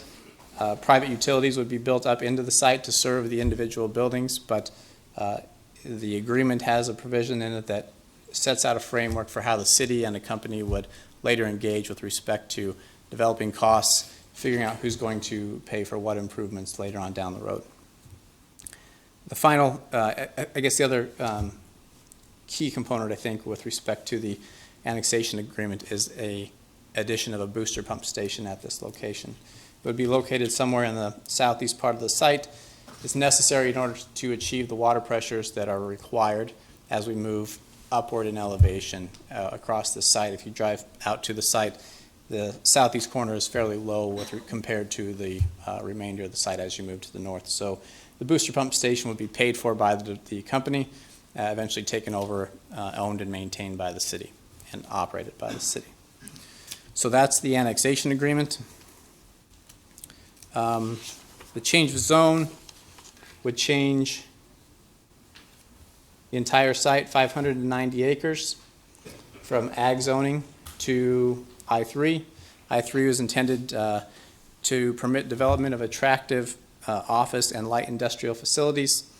There's a mention in there about complementary commercial and retail uses to sort of support a campus concept, but it is only a mention of an intent. It is not a requirement within the code. Those likely are not going to happen with respect to this development. This would be a single owner for the entire 590 acres. There would be, they would secure the site, not have additional retail or commercial components within this site. It would be 590 acres of one company.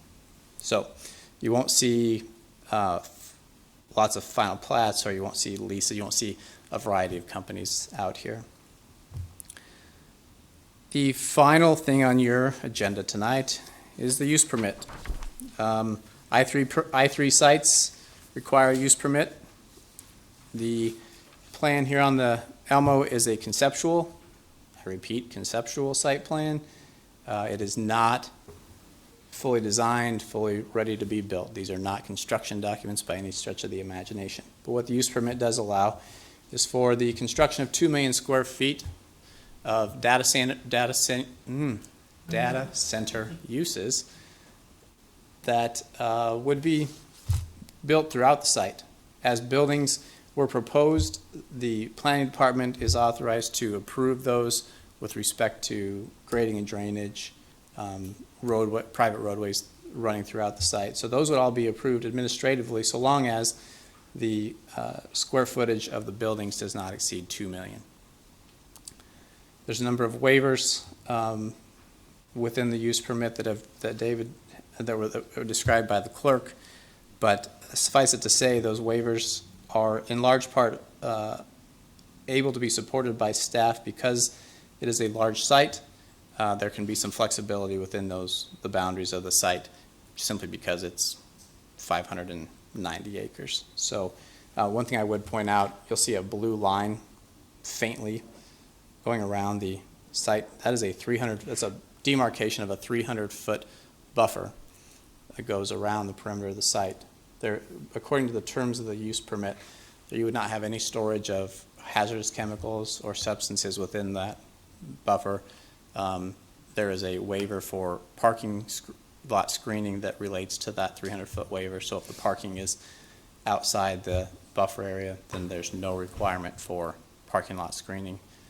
And then there's also a section with respect to screening of public utility installations up there.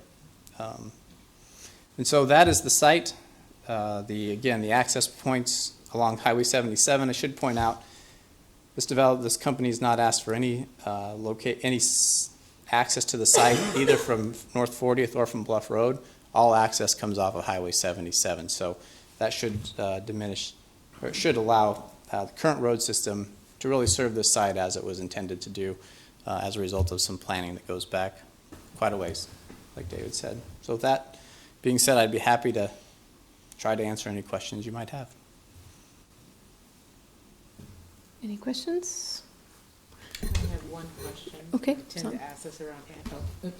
I have one question. I tend to ask this around annexations. When this property is annexed into the city, I notice that there is a small section of not city property, it's not within the city, just south of the site. Mm-hmm. Does that increase the amount of pressure on those properties to be brought into the city? And have those property owners been met with? Right. We're talking about this area down here. I think it's still a question of if they're served by things like sewer and water, whether or not they would be able to be annexed at this point. And I don't have firsthand knowledge, but I believe the water goes north, or I don't believe it extends to the west at that location. And so there would be some additional infrastructure that would have to be put in place before those would be suitable for annexation. Yeah. One of the qualifications for annexation or criteria seems to be if you're hemmed in, and we're beginning to hem them in. We are. Yeah, and I would just add that this action would not compel them to be annexed. Okay. We're not quite to that point yet. Okay. But you're correct. I mean, it's getting to the point of we're starting to have the city grow around. Okay, thank you. Richard? One quick question about the fencing. They're asking for a little taller barbed wire fencing. Is that going to be within the 300 foot, or do you know? My understanding is that would be around the perimeter of the site. It would not Would not be pulled set to back from the 300 feet? Right. Okay. I just have one. I noticed there's a condition of approval. It says before the city council approves the annexation, the applicant signs a conditional annexation agreement. Has the applicant signed that? I have those signed agreements. You do? Yes. Okay, terrific. And then, one other Yeah. quick question. If this project doesn't go forward, this will be zoned I-3, correct? Going There- forward? Councilmember McGinnis, you'll notice on your zoning ordinance, on the annexation ordinance, there is a contingency in those ordinances. Okay. That states that so long the annexation and the change of zone would only go into effect if in fact the company acquires the site and closes on the property within 120 days of council's approval. Okay. Great. Okay. Thank you very much. Is there anyone else in the audience that would like to testify on any of these items?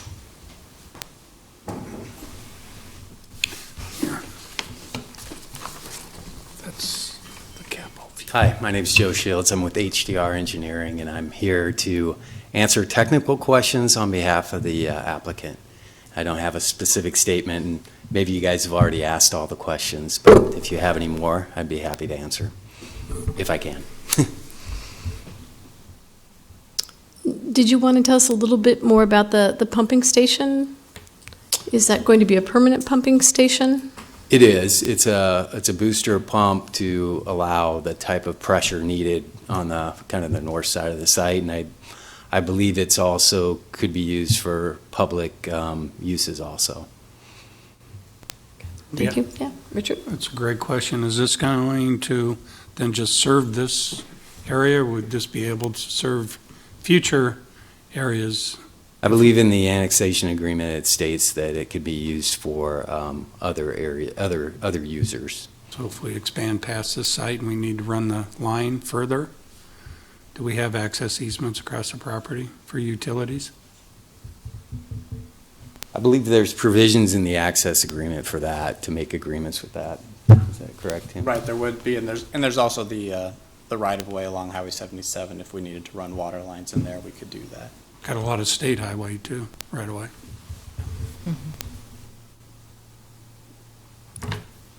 Great. Thank Thank you you. very much. Is there anyone else that would like to testify on this item? Welcome, Pat.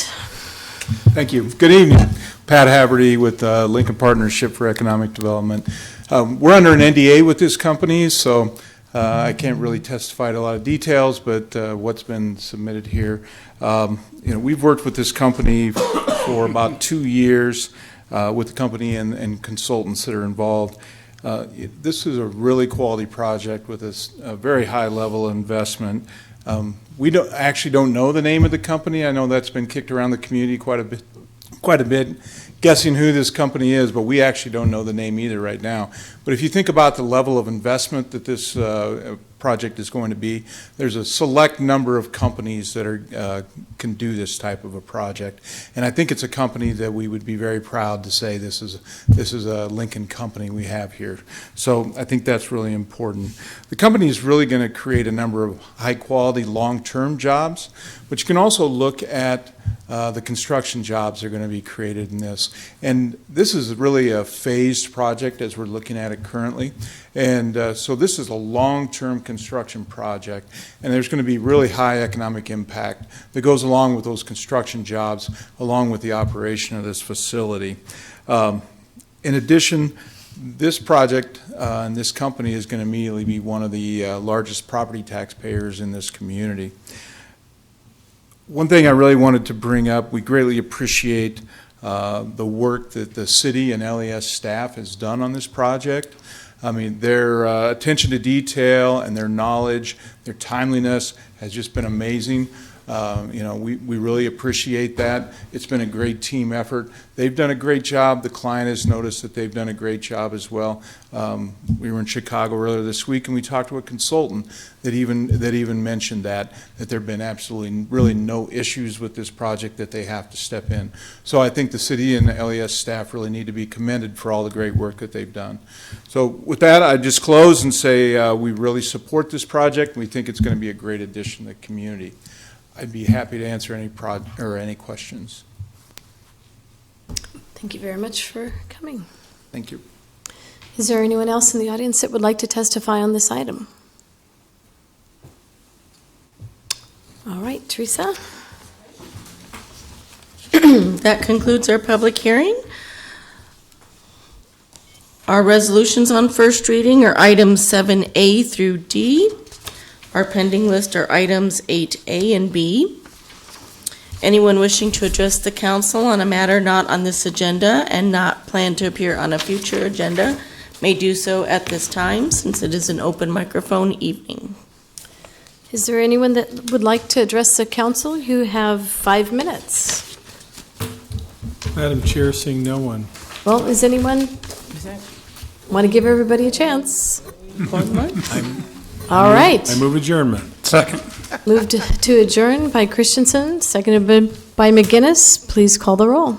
Washington? Yes. Bowers? Yes. Christensen? Yes. McGinnis? Yes. Raybold? Yes. Schob? Yes. Ward? Yes. Motion carried, 7-0. We are adjourned. Thank you, everyone. All right.